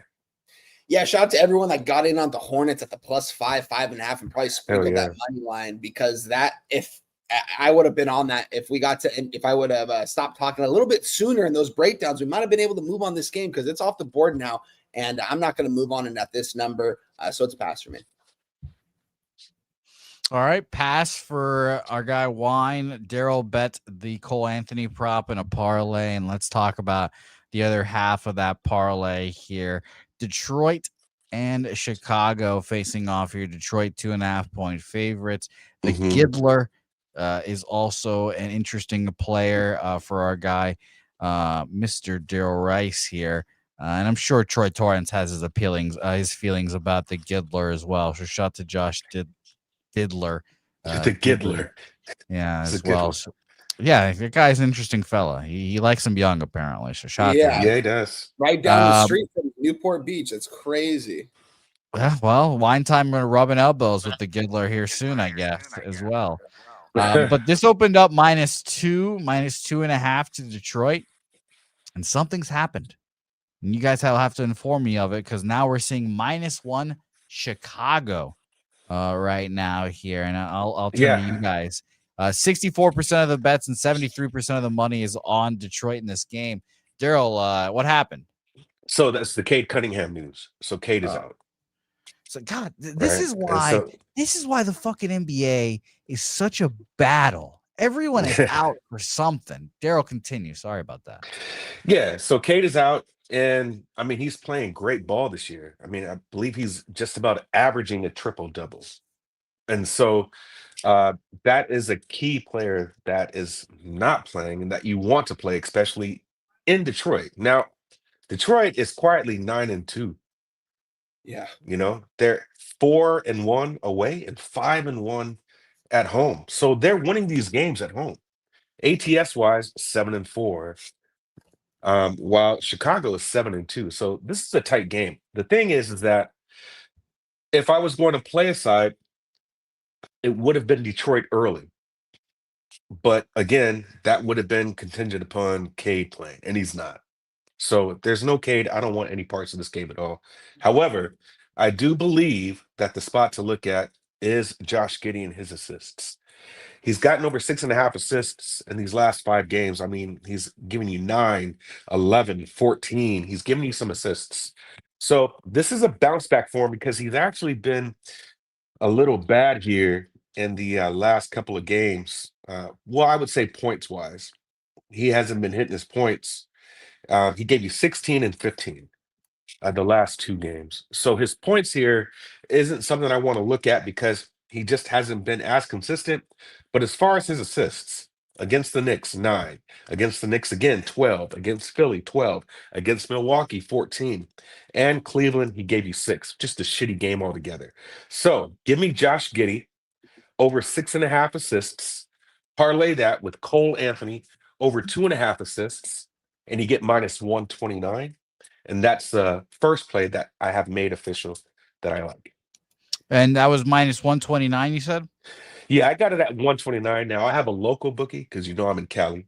Yeah. So you'll probably, if you parlay that somewhere, you probably get better odds. But those are the odds I have. Oh, beautiful. I appreciate that. Daryl, Wine, what do you think? I have another game. I have nothing in for this one. Yeah, Cade getting ruled out here. Not going to move on anything in this game, guys. We'll say 73% of bets, 85% of the cash on the under right now. Saw it get to a 235.5, get to a 234.5, and now it's 234. So it's moving it a little bit. But again, I'm not moving on totals in NBA and sidewise. It would probably be Chicago here without Cade, but I'm not going to do it with the star player getting ruled out. I want nothing to do with this game. It's a pass. By the way, gentlemen, I just want to introduce a new rule that I have for my NBA. If you break the record for most shot attempts missed in one single game, you're out. So I saw someone that had Cade Cunningham MVP.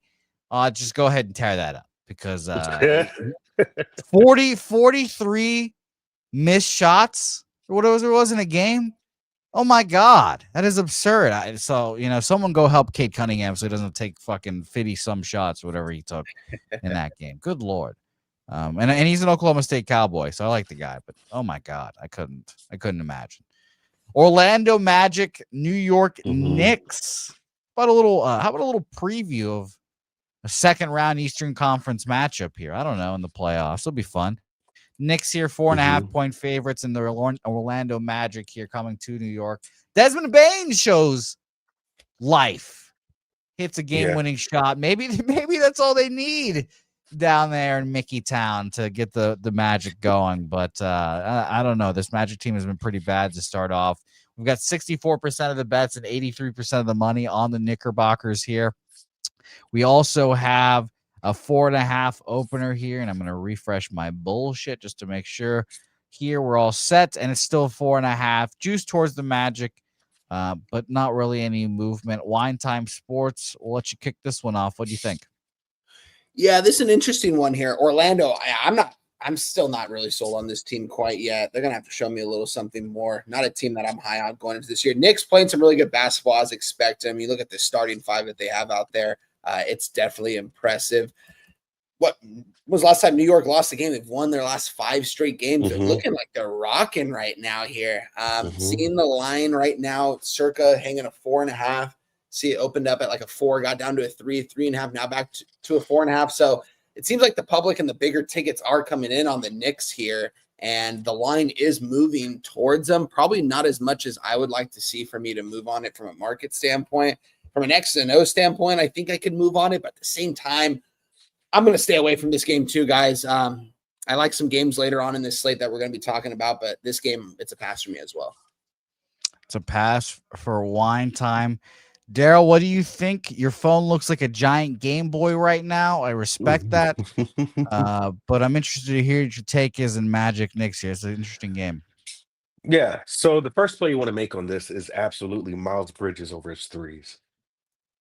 Right now, you can get Miles Bridges 1.5 threes, heavily juiced, but hey, it's going to pay out the same. A little less, but you'll get your money back. Chicago, he hit 2 threes. Washington, 2 threes. Minnesota, 3.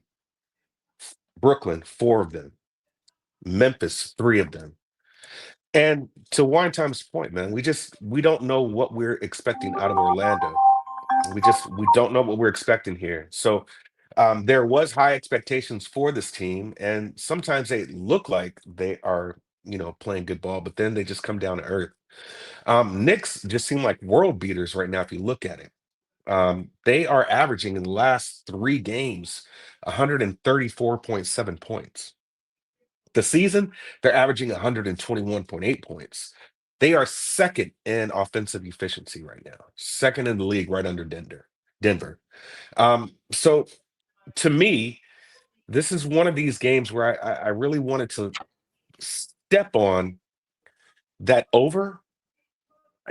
You're just going to need the help of Orlando to get there also. Orlando's not going to play as fast. I don't think they're going to play fast. But this just really feels like a Knicks spot. It really does. So I believe this is their 6th home game. Yeah, Memphis, Brooklyn, Minnesota, Washington, Chicago. So this is their 6th home game.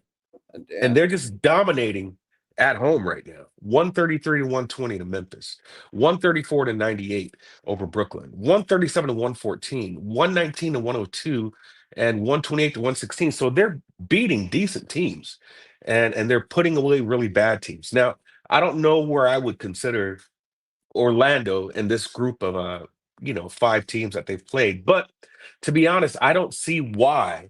I don't see why they don't get over their team total of 115.5 as well. So this is the way I'm going to play this. I just got to ride the wave here, right? Maybe I'm late to the party, but at least I'm showing up to the party. So give me the Knicks -4.5. I really don't give a fucking shit what the spread is right now with the way they're playing. So give me the Knicks -4.5, and give me the Knicks team total over 115.5, as well as Mikal Bridges over 1.5 threes. So this is not the official. I don't give a fucking shit what the spread is, but you indeed don't give a fucking shit I what don't the give spread it. is. You know what? If you want to put that graphic up, I'll make it official. Oh, ready for this? Here's my analysis. I don't give a fucking shit. I don't give a fucking shit. So yeah, I don't give a fuck. I don't give a fuck. I don't give a fucking shit. I don't give a fucking shit what the spread is.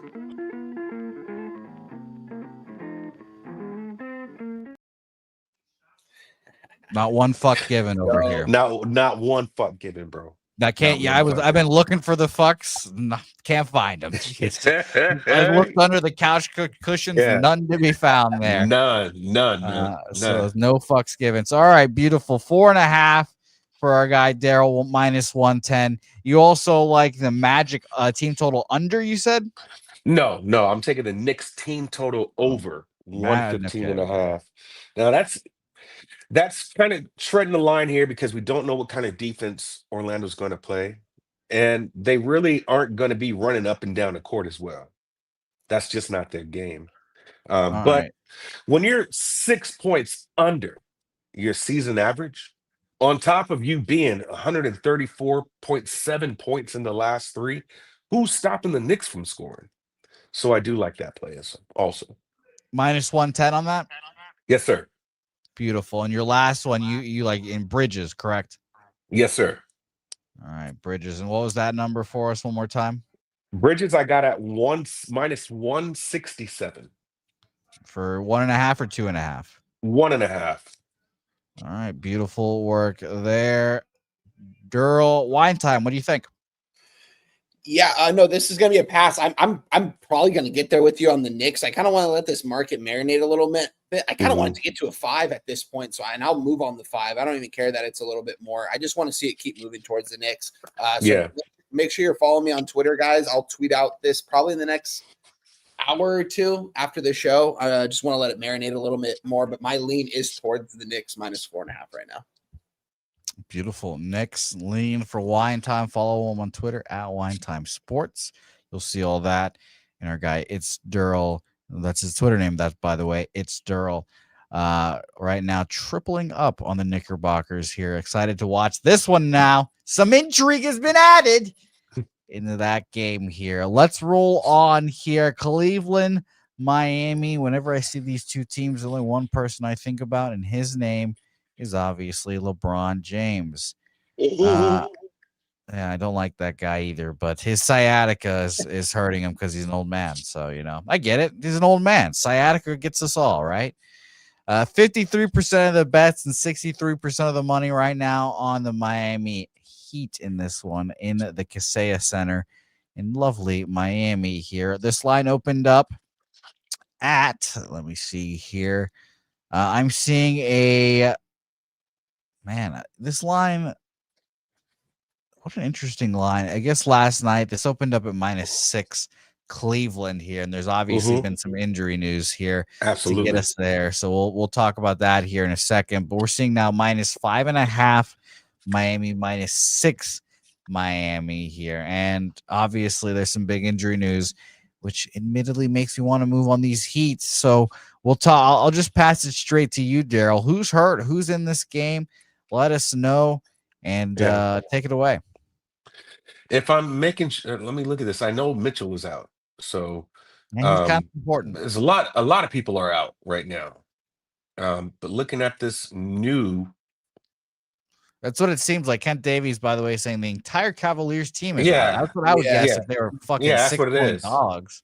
So Garland's out, Mitchell is out, Mobley is out, um, Larry Nance is questionable, and so Oh God, Heat. thank God he's questionable. He has a can. I would just say that's what the official report says. For the Heat side, Bam is out, Tyler is out, Jaime Jaquez is available. So for me, yeah, this game, I don't even really give two shits about this game right now. I'm not touching it. No action for Daryl. A lot of injuries, like we said, for the Cleveland Cavaliers. Wine, what do you think about this game? Like this, obviously the NBA has the star player being out theory. All those role players step up, but do they have the all three star players out theory? What do you think about this game? Yeah, this is tough because both stars are out for both teams here. I think it's kind of telling that Miami's laying a 6 here. Just beat them a couple nights ago too. What was that? I think that game went to overtime, but I would only be on Miami here. I actually might somehow get on Miami at this point. I'm not going to do it quite yet, guys. I'm treading a little bit lightly just because we've got a big card today, and I want to get the plays that I like, and nothing for me in this game as of right now. But I mean, this is crazy. Yeah, all the stars are out for Cleveland. Miami's laying a 6. I would only go Miami probably. Miami's been pretty impressive here the last week or so, playing some good basketball, 7-4 right now. They still have some good guys in that starting five, though. You got guys like that put the ball in the bucket, Norman Powell, A. Wiggins, Davion Mitchell. I mean, those guys can score. So I think I would be on the Miami Heat in this one, but nothing for me in this game. Another pass. Nothing for our guy. Wine time here. Pass for me. Daryl doesn't want to fuck with this game either, so no action. No action across the board. And by the way, I don't think we'll see a more surprising, shocking buzzer beater than Andrew Wiggins dunking one home for the win. Unbelievable there. Could not believe it there. Let's go on to the Memphis Grizzlies and the Boston, I was going to say Red Sox, Celtics here. No one wants to be in Memphis, the ultimate bad vibes team right now, and that is because of Ja Morant. Fascinating stuff here. Obviously, if players on the other team are telling your father that you only have a week left in Memphis, it seems as if the news is out that you don't want to be there anymore. So fascinating stuff. The NBA is so hard to trade nowadays. Hopefully the Timberwolves could do something. That'd be an interesting team there. But we've got 70% of the bets and 67% of the money on the Boston Celtics here. I mean, if the Memphis Grizzlies had bigs, I would say that this is a matchup where they can win here, but it's been pretty simple for me. Like, for example, the Houston Rockets are always going to be a terrible matchup for the Celtics because the Celtics are itty bitty this year. They don't have any good centers, and if you have a good center, good front court, you'll dominate the Celtics. Without them, I don't know if you will here. 6.5-point favorites here. As I mentioned, 70% of the bets, 67% of the money on them here. Line has gone from 8 to 7.5. It's kind of ugly, but Memphis would be a lean here, but no action for me as of right now. Wine time. What do you think? I'm close to moving on the Grizzlies here, guys, and I haven't been on them all season long here. I kind of want this 7.5. It just seems like it's kind of a lot of points, but Ja is questionable going into this one, so keep an eye out for that. I don't know. I mean, do they play better without Ja? I'm not too sure here. A lot of unknowns in this game, guys. I don't think Boston really has. I don't really have the size down low either with these two bigs that the Grizzlies are going to be throwing out there. So I know this Grizzlies isn't a good team, and our guy Dutch Boy Fresh, man. I mean, he's hit these guys over the head every single game. It seems like this year, taking advantage of how bad this Grizzlies team is. It's Grizzlies are pass for me. Another game that I'm not going to quite move on yet, though, guys. It's a lean. I'm going to probably make a couple of these official as the show goes on. I'm going to make that Knicks bet, I think, official here. I'm still looking at a couple of things as you guys are breaking down these other games, but nothing from me. But this would be Memphis Grizzlies or pass. It seems like everyone's coming in hammering the Celtics, and they're going to move the line towards the Grizzlies. Not enough for me to get quite to it yet. I want to see the injury news for Ja, but it's a pass right now. Yep, I don't blame you. I don't blame you. The NBA is a difficult sport to bet here, so passing is all right here. But our guy Daryl Rice is firing today. Daryl, what do you have on this matchup? Not a goddamn thing. Memphis ATS 0-4 on the road.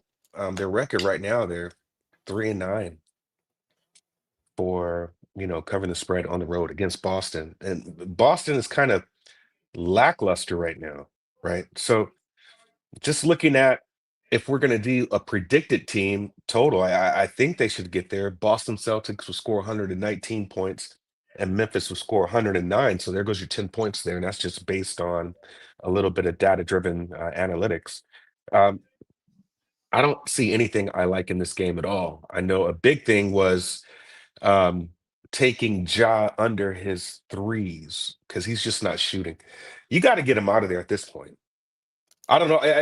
I think you got to blow up the team, man. I think you do. I think it's the damage has been done. I think, in my opinion, they probably shouldn't have got rid of Taylor Jenkins. But I know there's a whole, there's a lot of politics and shit like that involved. But once his entire assistant bench left, like all the coaches left, that should have been a telltale sign. I just don't think there's any chemistry with Ja and this new head coach. And until he's off the team or until he just blow this shit up, I don't ever want to touch a Memphis game at all. So the plays have obviously been to just take Ja and his unders and then look at Jaren Jackson and his threes. But to me, it's a no play for me. No play for any of us here on the panel. And yeah, I agree with you guys. I would be selling right now. They did a great job getting Desmond Bain for like 4 first-round picks. It's time to continue that process as well. And even Zach Edey is like barely has legs anymore. Apparently, it won't be in for this season either. So we'll see what all unfolds there. Washington and Houston next up on our board. 16.5-point favorites for the Houston Rockets. Oh my good God. These Washington Wizards are not good. It's a race to the bottom this year. There's a lot of good prospects in college this year. Race to the bottom, which is why I wouldn't be so mad if the Celtics kept on losing. But the Wizards are determined to get to the Cam Boozer, whatever the guy's name is from Kansas. They're trying to get into that debate here. So shout out to them here. 16.5-point favorites are the Rockets. Action on this side here, we've got 57% of the money and 63% of the bets on Houston here. This line has gone up from 15 to 17 now. Good fucking God. I have no action on this game, but I would love to hear what you guys have to say about this one. Daryl, we'll start off with you. By the way, shout out to our guy Jimmy, who just upgraded his membership to gold. Shout out to Jimmy. What do you think about this, Daryl? So let me just make it. I'm going to make this easy because I'm just going to move on it now. I'm looking at the team total, and that's 126. Oh, yeah. It's a lot of points, right? Yeah. But when you look at what Washington is doing now, give me 1 second here.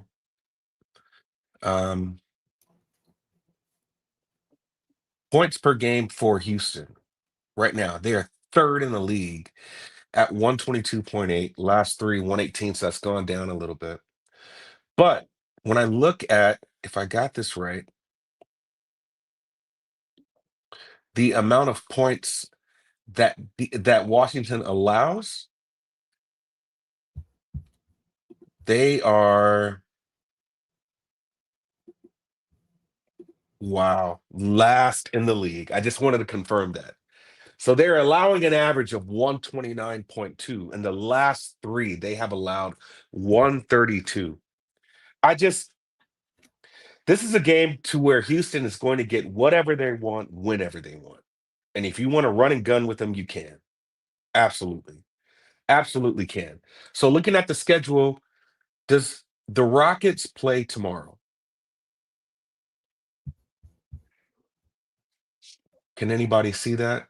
They play Friday. No, they have a day off Friday. tomorrow. Give me Houston Rockets team total points over 126. Ooh.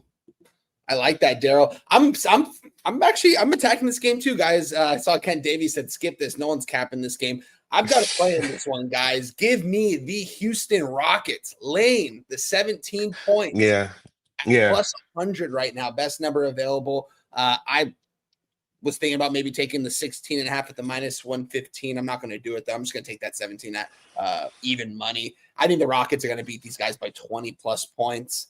Wizards have actually been in a couple of these games, last games. Now they're getting nearly a 20-point spread on them as a dog on the road. Houston's going to be chilling tomorrow, and then they've got Portland coming into town. Then they've got someone else coming into town. Houston's chilling at home right now. I think they're going to absolutely smack these guys. I think there's going to be mismatches all over the court here. Right. This Wizards team, guys, it's bad. Them and the Brooklyn Nets, it's two of the worst NBA rosters I've potentially ever seen. It's really bad. I think the Rockets are going to blow these boys out. First play of the day, minus 17, plus 100. Shout out to you, my guy, Kent Davies. You're not an asshole. You're a good dude. Shout out to you, my guy. I'm going to jump on that bandwagon. Give me Houston Rockets minus 17. Let's go. I was thinking about that, and I was trying to look at safe plays, and I thought the team total was safer. Based on the data and analytics, this game is showing Houston Rockets 129, Washington Wizards 110. So I like that spread. And I like the team total. So I'm going to ride with you on that one there, Wine Time. Give me Houston Rockets minus 17 as well. Let's go. I like it. And you're gonna ride with both, Daryl. You're gonna take team total and spread. Yes, absolutely. Beautiful. And what did you get for the team total? Minus 110, 126. Actually, for the team total, I have minus 115. All right, beautiful. Daryl and Wine Time both on the Rockets here. 17 at even money and team total over minus 115 for the 126 there. Shout out to you both there. And Kent, you're right. In this case, you don't give a fuck what the spread is. This is the Rockets for these guys here as well. So shout out to the Rockets. Good shit. I like that. Portland, New Orleans, next game on our slate, a dumpster fire matchup before we get into some good ones here. Two teams that have been terrible. I can't believe that the Portland Trailblazers are getting enough respect to get 8.5 points on the road here. Thought it would be closer, but I just, I'm very interested to hear what you guys have to say about these two dumpster fire teams, especially because we have 61% of the bets and 91% of the money on the Portland Trailblazers here. And this line has gone up from 6.5 to 8 here now. Fascinating. This line has climbed all the way up here. We'll start with you, Daryl. What do you think about this one? Man, let me tell you right now. I don't give a fucking shit about this game, bro. Not one single solitary fuck about this game. You could pass. Pass for Daryl. Wine Time. Anything for you?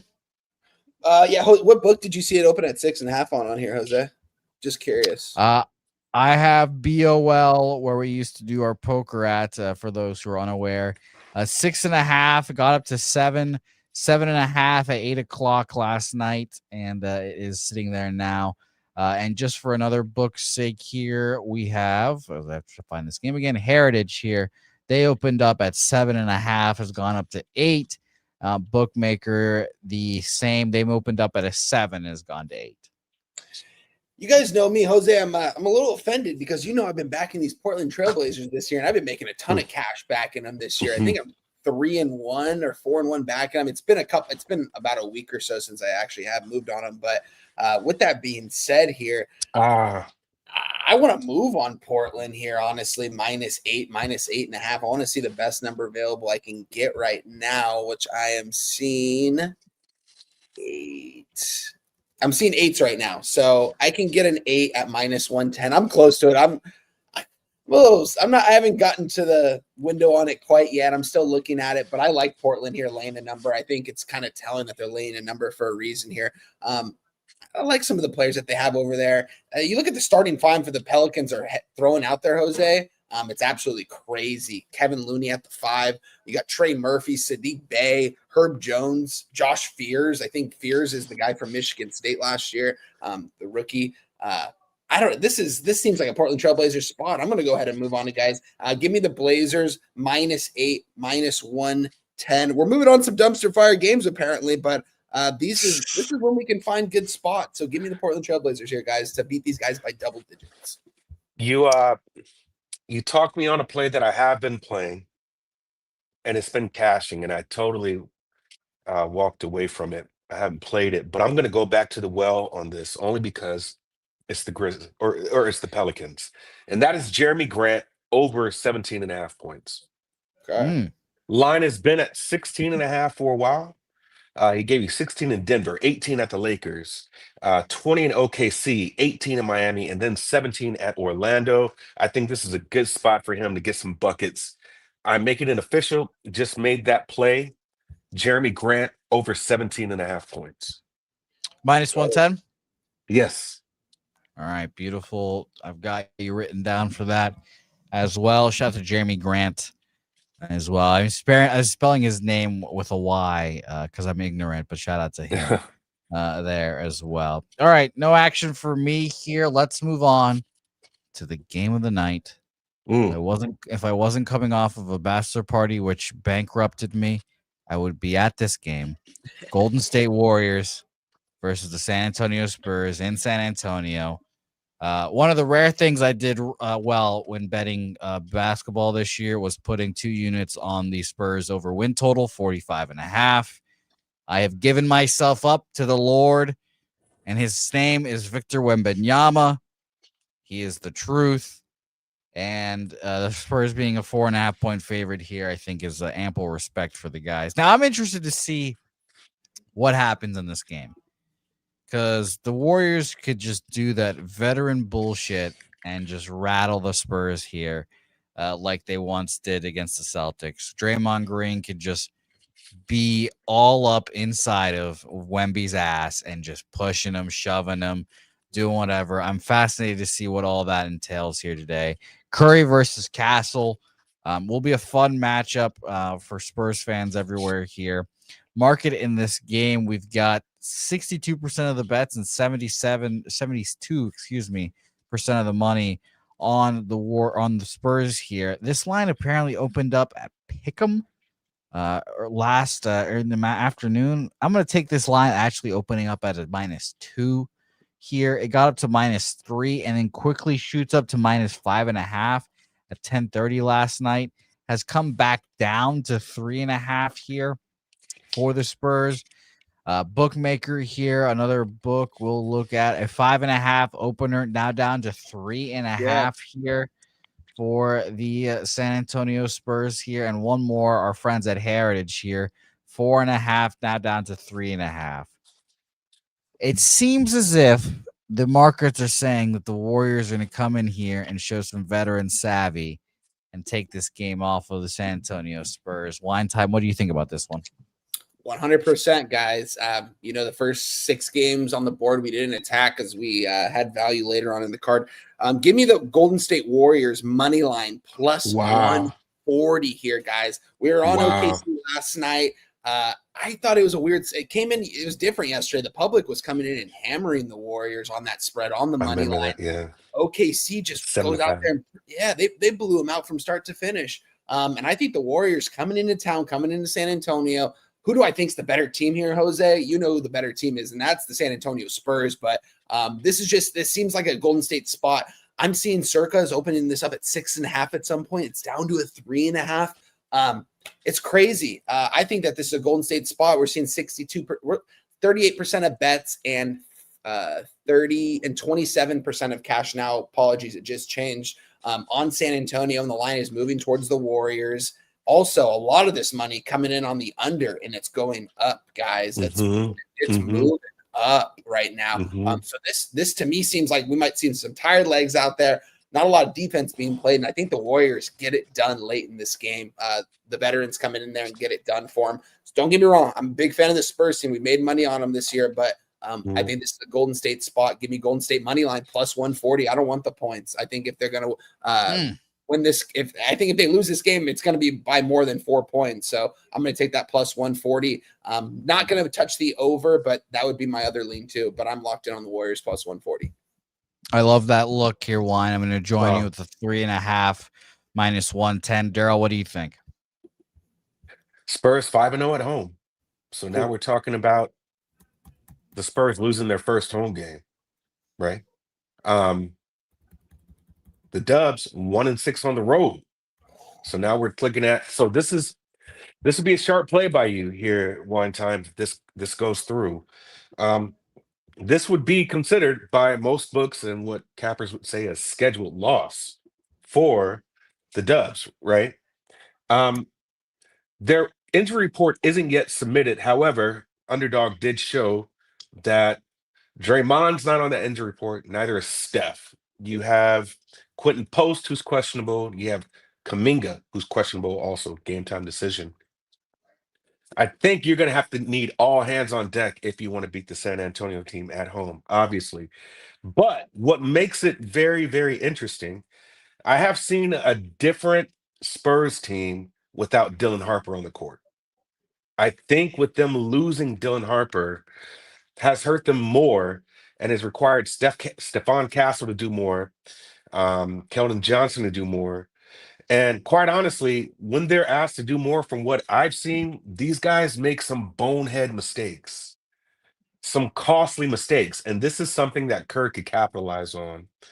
And to Wine Time's point, this is, a veteran group. They knew they were going to have this back-to-back, and you see them about to play their veterans. And it's kind of like we got to get one back here. They got smacked yesterday in OKC versus OKC. And it's hard for me to make a move on the Warriors because I still feel like these guys are just old, and that's just not how the NBA is played. But if I'm going to have a team with experience, with a great coach who knows how to really, prepare for these games, I'm going to trust in Kerr to do so. So there isn't a play for me on this game at all. I am going to watch this game just to see if the Spurs continue their dominance or if the veteran playmanship comes out and shows out. So for right now, no play for me on this game whatsoever. I do really, really like Dylan Harper a lot. Probably should have been picked over Flag if you if you look at how both of them are playing. But he is hurt, and so for right now, I'll just pass on this game. Pass for Daryl. I'm doubling up. I'm going to do a Warriors first quarter +1 and a full game +3.5 here, joining my guy Wine Time and our guy Kent Davies as well here as well. So shout out to you guys. Yeah, good shot, man. I told myself this year, man, and I'll probably end up getting there in a couple of weeks or so, but I wanted to stay away from these first quarters. I just feel like a lot of my capping last year was really just trying to cap these quarters out. But, that first quarter can go any way. Prime example, I took the Bucks first quarter. Those guys were 9-1 ATS to the first quarter. Wound up getting smacked. So I wanted to take that part of the capping out my game this year and just really focus on sides and totals. Also remember, man, just a little side note, these props are getting out of hand, bro. There's a lot of bullshit happening with the props. You just saw, I think you had posted that, Jose, how the MLB has teamed up with was it FanDuel? To put a cap FanDuel on and DraftKings. Yeah, to put a cap at $200 on pitching props. Good luck. So, yeah. Honestly, I can see the same thing kind of happening with the NBA with all the different fuck shit that's been going on right now. This is only the tip of the iceberg Man, there are a lot of people that are going to be indicted sooner or later. And so you see people just kind of white knuckling it as they go along with these props, man, because you would think that a prop would be very, very, very popular, but for some reason, all the money goes in that prop and it does not cash. Prime example, I think that was Tyrese Maxey yesterday. So just be careful with the props. That's just a little side note. I know it's kind of off topic, but there is some shit that's kind of popping off behind the scenes that we haven't seen just yet that is going to come to light. So yeah, man. Best of luck though. What up, Yeah, T? Thought that was just my 2 cents. What up, brother? the props have been very interesting, and the more limits you place, FanDuel and DraftKings, the more business you're giving to offshore books and local Hmm. bookmakers. So I wish you luck Absolutely, in that absolutely. aspect. So we'll see what happened there. All right, let's roll on here. We're doing a good job here time wise. So shout out to you guys on screen and those in the chat here. Just my 2 cents in the building. JPZ, our guy Matty Ice, just gave out his full card here today as well. Taint play of the day, James Madison money line. Siena, Ooh. San Francisco, Eastern Washington likes the under in the Hawaii game, and he's also betting Miami, Ohio in the college football there. So shout out to Taint. And Daryl, this one's for you.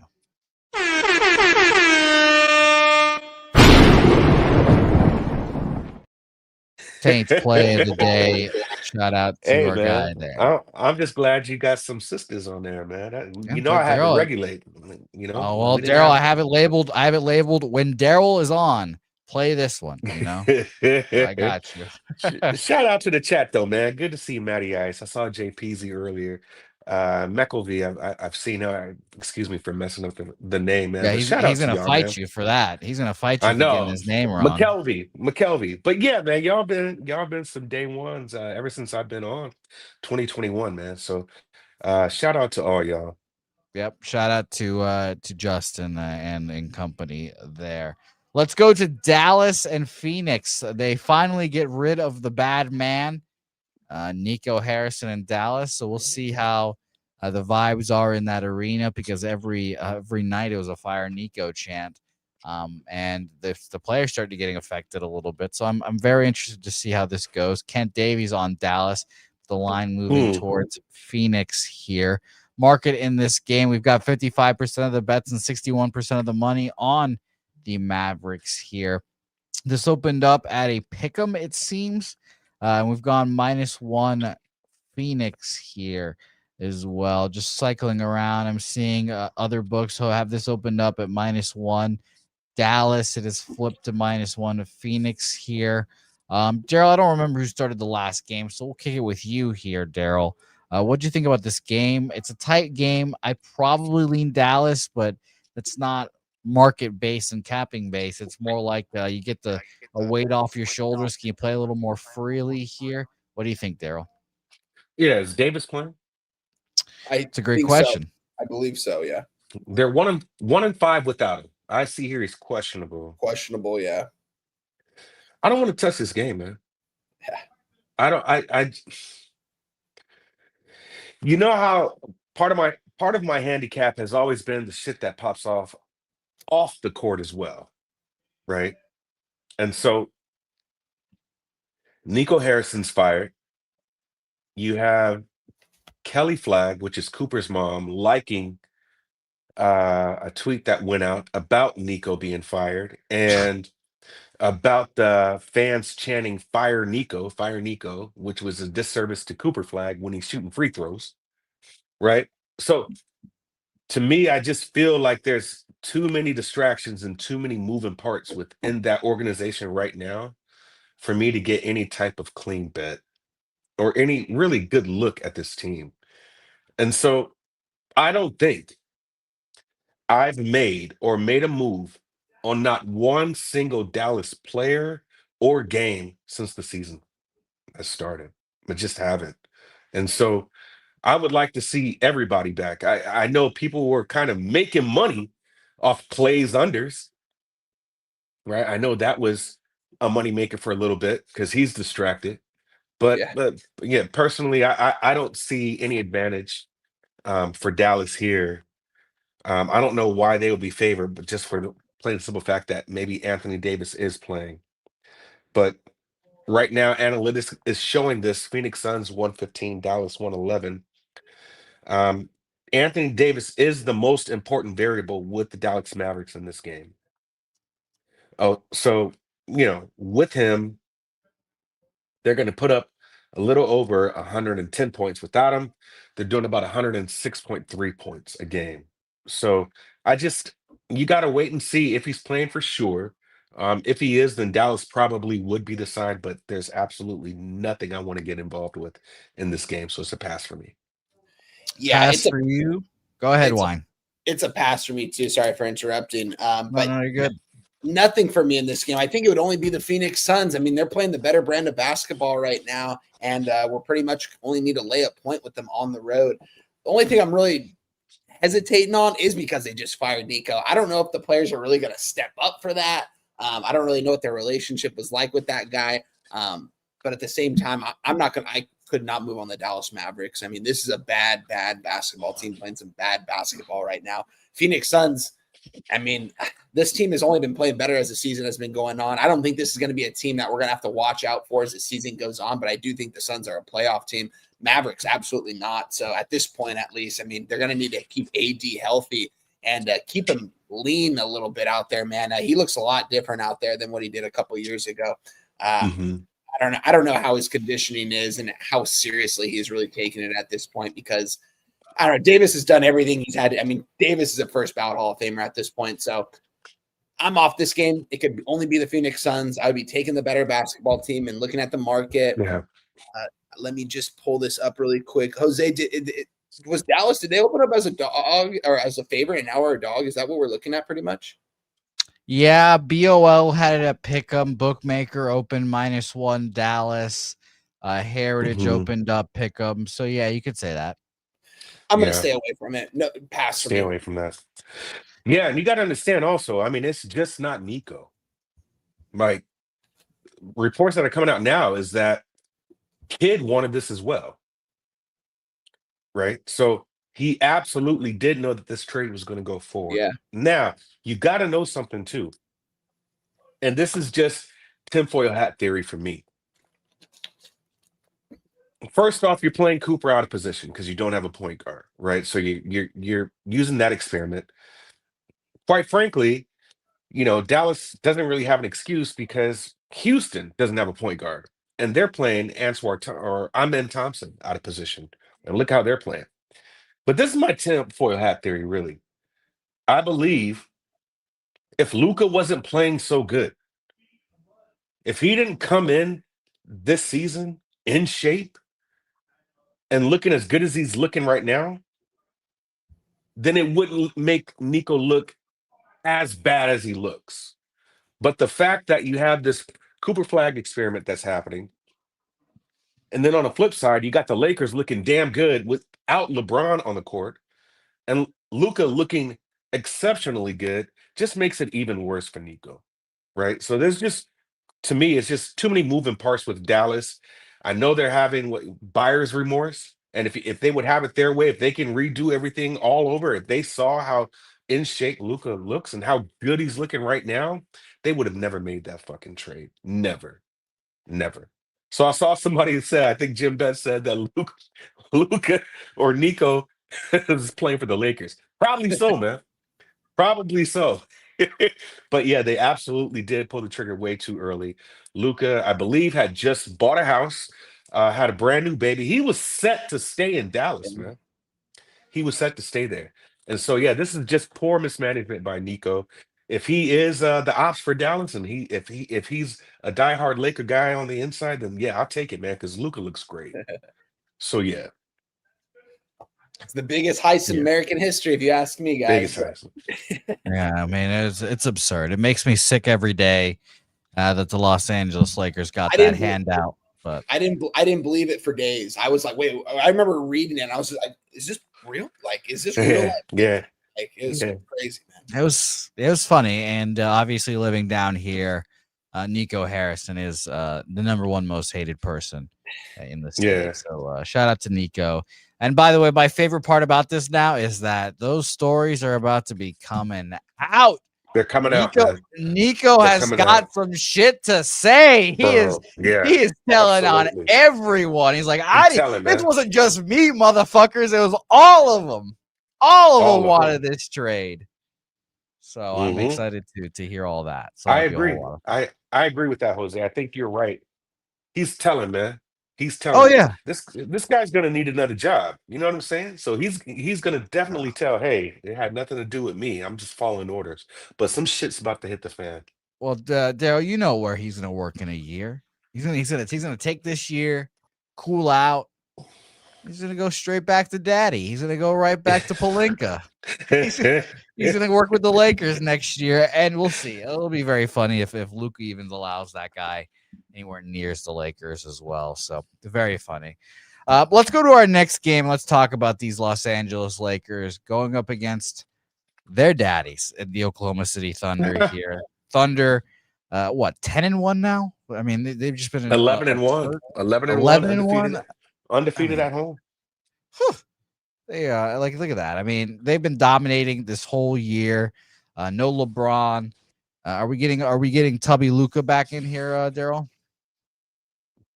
No, man, not at all. I think yeah, Luca. Let me look. I believe Luca's gonna play. I do. Okay, well that makes it a Let me little see more that. interesting here for the Lakers to give it Yeah, a little bit of a fight. he's not on an injury report. He's not. Okay. So yeah. Good for him. 6.5 point opener. Ticked up to 7, got up to 7.5 at one point, but it's come back down to 7 here. We've got 50% of the bets each way, but 68% of the money is on the Oklahoma City Thunder in this game. I mean, Lakers have been playing well. I get it. Is Austin Reeves going to lock up Shea? I look forward to trying to watch and to see how it all unfolds. Our guy Justin McKelvey, by the way, dropping Luka Doncic over 31.5 points. I like that. I like that, for Justin. him. So shout out to you, Justin. What do you think about this game, Mr. Durrell? Yeah, I was looking at this and two words or two. How should I say this? Unstoppable force versus immovable object. OKC right now has the number one defense. An opponent's field goal percentage, roughly allowing 108.3 points a game, allowing 42.1%. Do you know who has the number one offense in field goal percentage? I guess the Los Angeles The Lakers. Los Angeles Lakers. They're averaging 118.1 points a game. I think this is too many points for OKC off of back-to-back, and as well as the Lakers have been playing. I am just going to throw out that Atlanta game. I don't know what the fuck was going on there, but I do like the Lakers here. I do like the Lakers here. I think there are going to be some points. 230 is a lot for when you have a number one offensive rated defense. Or I said that wrong, but a number one opponent's field goal percentage. I don't see how the Lakers don't keep this close, even win this game. I do believe the Lakers are a lot better than what people think they are, and I do like them. This 8-3 record is without LeBron. And there's been a couple games without Luka, and Austin has absolutely killed it. So these guys are playing some really, really good ball right now. I think 7.5 is too many points. And maybe it's like that because of what OKC did yesterday to the Golden State Warriors. But to me, right now, man, you beat Charlotte 121-111 at Charlotte. You lose to Atlanta. That was a 20-point loss, 102 to 122. But then you beat San Antonio, you beat Portland as a revenge game, you beat Miami, and you beat Memphis. Really good wins there, in my opinion. And so I don't see why, if Lakers lose this game, they don't keep it at least close. Also, Sharps haven't pounded this line in any direction. This line has stayed at 7.5.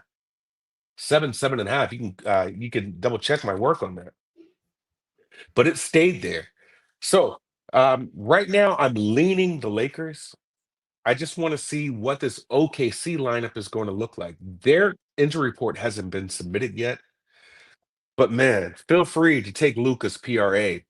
Feel free to take Austin Reeves threes. Feel free. At one point in time, Jake LaRavia was playing really good, but that Yeah. was without Austin and Luca on the court also. So feel free to look at some of these spots for props here. I think Luca's PRA is going to be heavily bet. I honestly feel that way. And so Vegas just might get that call. And, you might see the Maxi effect happen with Luca, but feel free to look at his threes, Austin Reeves threes. Somebody's going to take off. And so I like the Lakers here, just haven't moved on it yet. Wine time, what do you think? Yeah. This aside, I don't want to get involved within this game. I do kind of want to move on Austin Reeves props. Nothing official that I'll make, but I might sprinkle on his over 22.5 points because I do think that he could probably get off in this one, guys. Seeing some 55% of bets, 53% of money on the under. It's moved the line a little bit down, 1.5, 2 points at some spots right now. So that's interesting. I want nothing to do with this game, though, guys. It would be Lakers or pass here with the spread, but I don't know. I think I more so want to just sprinkle something on Austin Reeves props. Austin Reeves has been great this year. It's crazy when Luka was out, how he just kind of took the alpha dog and just pretty much said, I'm going to take every shot I can possible, and I'm going to make majority of them. And when it matters most, I'm going to make that game winner. And he's been playing at a high level. Do worry about AR. We got to, hopefully when it comes to 7-game series in the playoffs, he'll be able to be more successful in a full series, because we saw him get figured out a little bit at times last year. But I like the Lakers here on the spread. I'm not going to move on it. I should say I like the under a little bit more. I think we might see 230s here coming up. And if this opened up at 232, 2-point move towards the under with 53% of cash on the under, something tells me that this is going to go under. It's going to be kind of a lower scoring game. So I'm going to stay off it. It's going to be a pass for me as of right now, guys. Now, two things that I've seen just in the comments that I want to address. Robert, Hartenstein over 10.5 boards. Just look at his last 5. He has 7 against the Clippers, 11 against Portland, 19 against Sacramento, 13 against Memphis, and 7 against Golden State. I'm going to tell you something, man. I think the X factor here, who I did not like in the beginning of the season, but I'm starting to change my mind about him, and that is Ayton. He is absolutely balling right now. He is playing that true 5 position. So I would be a little concerned about Hartenstein over his 10.5 boards. He was a ticket printer last year with his boards. Absolutely. Chet spent a lot of time off the court last year. So his boards are kind of concerning to me, but that's a 50-50 shot. And then Mills, Dort being out is huge for Reeves. Huge for Luca. Yep. Right? You still got Caruso there, but Dort is going to always be that lockdown defender on the best offensive player. So if he's out, that provides a lot of opportunity for Reeves or Luca, right? So that makes me like Reeves even more if Dort is out.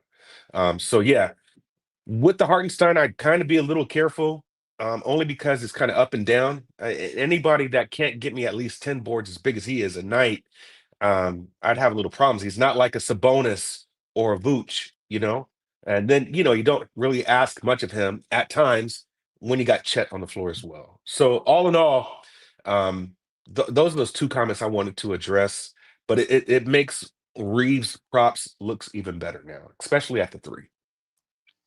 All right. Well, beautiful breakdown from 2 Lakers fans there. And I like the looks there. So I appreciate you guys breaking that one down. Barry Smith, nice to see you, my man. We've got 2 more games on the slate here. Let's chat about them. One a little better than the other one here. Atlanta Hawks versus the Sacramento Kings here. Hawks 3.5-point favorites on the road here. We have 69% of the bets, 63% of the money on the Kings. Surprisingly enough, no line movement really at all. 5 cents of movement towards the Hawks, which makes me want to kind of move on the Hawks, but I've got no action on this one so far. Wine time, what'd you think about Hawks Kings here? Yeah, give me the Atlanta Hawks -3.5, -110 here, guys. Me and Jimmy were talking about the last couple of weeks. This Kings roster, I mean, you look at this roster 2 or 3 years ago, you're probably like, wow, this team's going to contend just because of the talent that they have. You got DeRozan, you got Levine, you got Sabonis, you got Russ coming off the bench. You've got Schroeder. You've got this is a pretty good starting 5 roster that the Sacramento Kings are throwing out there. They're just not playing team basketball. We've been talking about it all year long. They got blown out last night, absolutely smacked around. Who was it? By the Denver Nuggets, I believe. I forgot. Let me pull this up here. Yeah, Denver last night. They were 8.5-point dog, lose the game by 14. They haven't had to travel anywhere, guys. I mean, this is their 5th straight home game. They haven't been able to go anywhere, but yet they only have 1 win, and that was against the Warriors, and that was back on November 5th. They've lost 3 straight, and the games haven't been particularly close. This is a really bad basketball team, guys, and I hate to say it because I like guys like Levine, I like DeRozan, I like Sabonis, you know what I mean? I like a couple of these guys. It's just they haven't been able to put it together, and I think this team is going to get broken up here faster.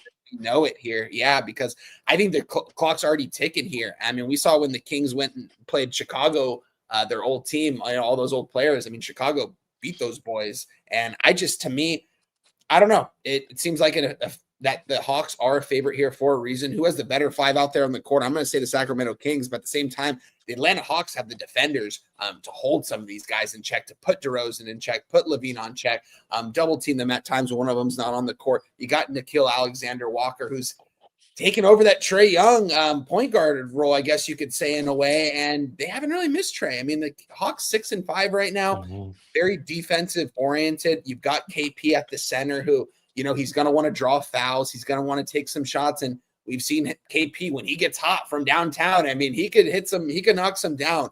I don't want to see too much of that. I want to see him more so around the paint and keep drawing fouls as he's been doing this year. Nickeil, go do your thing. Go score 15 to 20. Daniels, go play some lights out defense. Richard, the second-year player, he needs to hit those threes more consistently. If he's hitting those threes consistently and playing good defense, I think the Hawks have no problem in this one. So give me the Atlanta Hawks, guys, -3.5, -110 official play. Daryl, take it away. I'm on the other side, man. Ooh. I'm on the other side here. I like the Kings first half +2. I do. So we can both win. I was going to get their full game. And the reason why I'm taking the Kings first half is primarily you have a team that is desperate for a win. Desperate for a win right now. Looking at it, everybody might just say that the Hawks are better without Trae Young. To some degree, that I think that's part of it.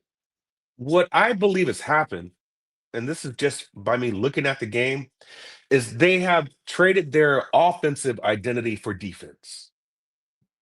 I think that's mainly what it is. They have just made swaps in how they identify themselves. I believe that's a defensive team now. 4-2 without Trae right now looks good. Net rating right now, I think it's been like a 14, if I'm right, let me look, a 14.5-point swing.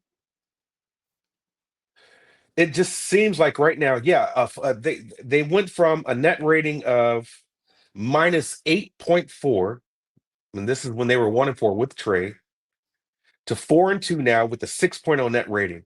Massive 14.4 swing. So the swing isn't from a better offense, it's just from the defense. And so right now, Dyson Daniels, Nickeil Alexander-Walker, these guys, as good as they are turnover prone. They really are. And so this is where I think the Kings will play at an advantage. The Kings play at the 5th fastest pace in the NBA. And they can and will turn the Hawks, these turnovers into points. That's just my opinion. As bad as Sacramento is, you would have seen some type of line movement here. And again, just like the Lakers game, you haven't. You haven't seen any line movement. Just looking at this, haven't seen anything. Actually, it's from 3.5 to 3 in some cases. Yeah. So there has been some money that's coming on the Kings.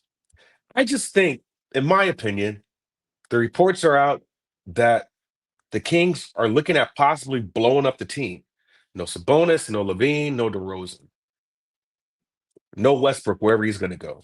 I believe when you have a team like that that's being counted out, and you have veterans that are showing they're being counted out, they're going to give you a good run. And I believe this is the king spot here. Are they terrible? Are they trash? Yes. But I do believe that they can take advantage of some of those turnovers that you'll see against the teams whose identity right now is defense and no offense. So if the Kings keep that pace going, then I do believe you keep a pretty close game, closer than the 3.5. So the problem is that I saw this with OKC, where they didn't cover the spread and they were down by like 7 points in the fourth quarter with about 5 minutes left. So all in all, I do believe this is a get right spot for the Kings, and I do like the Kings first half. They just fall apart in that second half, primarily the fourth quarter. So it looks like we can both win, but for right now, I think the Kings can come out pretty hot and good in the first half. Give me Kings +2 first half. That's my official play. All right, beautiful. +2. And you said what was the juice there, Daryl? Well, that's a -110. Okay, beautiful stuff there. Let's go to our last game of the day here, and we'll review action here, and if any plays you guys missed in the chat, we'll go over them here shortly. But we've got Denver Nuggets, Los Angeles Clippers, round 1 rematch, where, hand up, I took the Clippers to win that series last year. And they probably should have, but the Nuggets were just championship material, making buzzer beaters. The Clippers are the Clippers. James Harden, the playoffs. Who's surprised by that? Now we've got the Nuggets, as 2.5-point favorites here, and I'm seeing 3 now. 3.5 was available at one point, but back down to 3. And actually, bookmaker is showing 3.5 here still, so there's still some 3.5s out there. If you are looking to back the Clippers here, there's 58% of the bets on the Denver Nuggets and 93% of the money on the Denver Nuggets here. So big bets on the Nuggets here early. I'm fascinated to hear what you guys have to say about this game. Daryl, we'll start with you. Clippers Nuggets, any action on this Titan matchup here? Guess who the number 1 team is ATS in the first quarter? The Denver Nuggets. Denver Nuggets.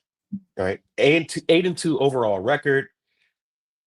5-1 at home, but 3-1 away. So it just doesn't matter. Last 10, 8-2. Right now, Denver is number 3 in the league with averaging 33 points in the first quarter. Number 3. You know where Clippers sit? Number 23. Oof. They're giving you 28.6 points for the season and averaging 28.3. When Denver is away, they're giving you 31 points in the first quarter. When the Clippers are at home, they're giving you 30 points. So this is why it's pretty close to me. If they're away, they'll give you 28. But they'll give you 30 points at home. That feels like, looking at the first quarter, even the over-under in the first quarter, that just feels like a Denver spot. It really does. It feels like it should be a Denver spot. First quarter, first half, full game. I just don't understand why this line is so short, to be honest with you. So I got to do a little more deep dive on this, but I would lean Denver first half. Right now, they're second in the league in first half ATS. 7-3 in the last 10, 5-1 at home, 2-2 away. So I don't see why they don't get their Clippers. They're terrible. They're 4-3 at home, first half ATS. But this line is pretty short to where we're just pretty much asking Denver to win by a bucket in the first half, which I don't see why they wouldn't be up in the first half. So I'm leaning toward the Nuggets to at least get there in the first half, but this line is a little tricky for me. Yeah, this is a really interesting game, guys. I mean, Denver coming off 5 straight wins, Clippers coming off 5 straight losses. You know, this is a bad LA Clippers team, guys, right now. Bradley Beal's hurt. Kawhi is not out there. Is Kawhi ever playing basketball, though, at this point? You know what I'm saying? But looking at some of these losses, guys, I mean, kind of unexcusable, blowing the lead to the Hawks a couple days ago at home, getting losing by double digits to the Suns in both games, losing by 20 to OKC. It seems like it's a sinking ship at this point for the LA Clippers. And it's kind of funny watching Jeff Van Gundy out there coaching on the sideline when he's like standing up and like yelling at his players. I'm like, well, why don't these guys start playing some defense? Like, and they're like, oh, this guy's such a good defensive mind. Like, he's been around for a while. I'm like, well, he needs to teach these guys how to play defense. The only guy playing defense out there is Chris Dunn right now. And that guy, I mean, if you look at his plus minus rating right now, I mean, it seems like he's like plus 12 every single game. He plays 30 plus minutes. Whenever he's off that floor, they expose this defense. I mean, he's out there for defensive purposes only. Looking out there, other guys, I mean, guys like James Harden, we know Harden's going to chuck up a bunch of threes. Whether he's going to make them at times is a question mark. He's going to get to the foul line. You got guys like Derek Jones, John Collins. I mean, what are you expecting from those guys to get you 10 to 12 points here? You kind of need this team to play defense, and two teams that are heading in the opposite directions. I think the Nuggets should blow these guys out, but here's the thing. You touched on it, Daryl. I'm not going to move on it because I think that this should be like a -6 and a half. With these guys out, I know they've been out for the Clippers, but as bad as they're playing, why is this not a 6 and a half? It's a little confusing here. So that's what's ultimately going to keep me off this game. Two things usually have to correlate for me, and that's the market and the X's and O's. And I don't really think that correlates in this one. 58% of cash and 93% of bets on Denver. It seems like, the big bettors are coming on Denver, but Vegas is kind of saying, like, keep betting them. Keep betting them. Right. So I'm going to stay off this one. I'll be cheering for you in that first quarter, first half for the Denver Nuggets. I think they get it done personally, but the market couldn't get me there. So I'm going to stay off this game. So, Daryl, you bet Nuggets first quarter, first half there? No, not official. That's where I'm leaning towards. I might get that out later before the game starts. That's the last game, so I've got enough time to kind of think it over. Plenty of time. Yeah. Beautiful. Okay. Well, that's great analysis from the both of you there. I appreciate you both here breaking down the NBA with me here, because I am a clueless fuck when it comes to the NBA here, and I think it's the most difficult sport to bet. So I thank you guys for joining me here. Let's go over your action here. Hopefully I have it all written down. Let me know if I miss anything for you guys. Daryl, we'll start with you, your action. And again, if I got anything wrong, let me know. Cole Anthony over 2.5 assists parlay with Josh Giddey over 6.5 assists -129. The Knicks -4.5 -110. Team total over for those Knicks -150. Team total over 115.5 -110. And we have Bridges over 1.5 threes there -167. We also have Rockets team total over 126 -115 there, and Rockets -17 at even money. We also have Jeremy Grant over 17.5. I'm assuming those are points. I did not write that down. Points -110. Daryl is on the Lakers +7.5 -110 there, and he is on. That is. I haven't made that official yet, but that's another lean. That's another one. I'll Okay, beautiful. I've starred that, and then you have made official the Kings first half +2 -110. Yes, sir. Beautiful stuff there, Daryl. And Wine Time, your action. Rockets -17, even money. Warriors money line +140 because Wine Time's balls touch the toilet water. He is on the Trailblazers -8 -110. And the Atlanta Hawks -3.5 -110. Did you have any Lakers action? I wrote your name down, but I didn't write anything down. Is that everything? Wine Time there. Yeah, that's everything. No Lakers action. My only question marks, guys: Heat -6 -110, Celtics -7.5 -110. Those are in question right now. I'm gonna see if I can get to the window with them at some point here. Nothing other than those 4 plays, though. I like those 4 plays we gave out. Okay, well, beautiful stuff, gentlemen. First of all, I thank you very much again here for joining me here.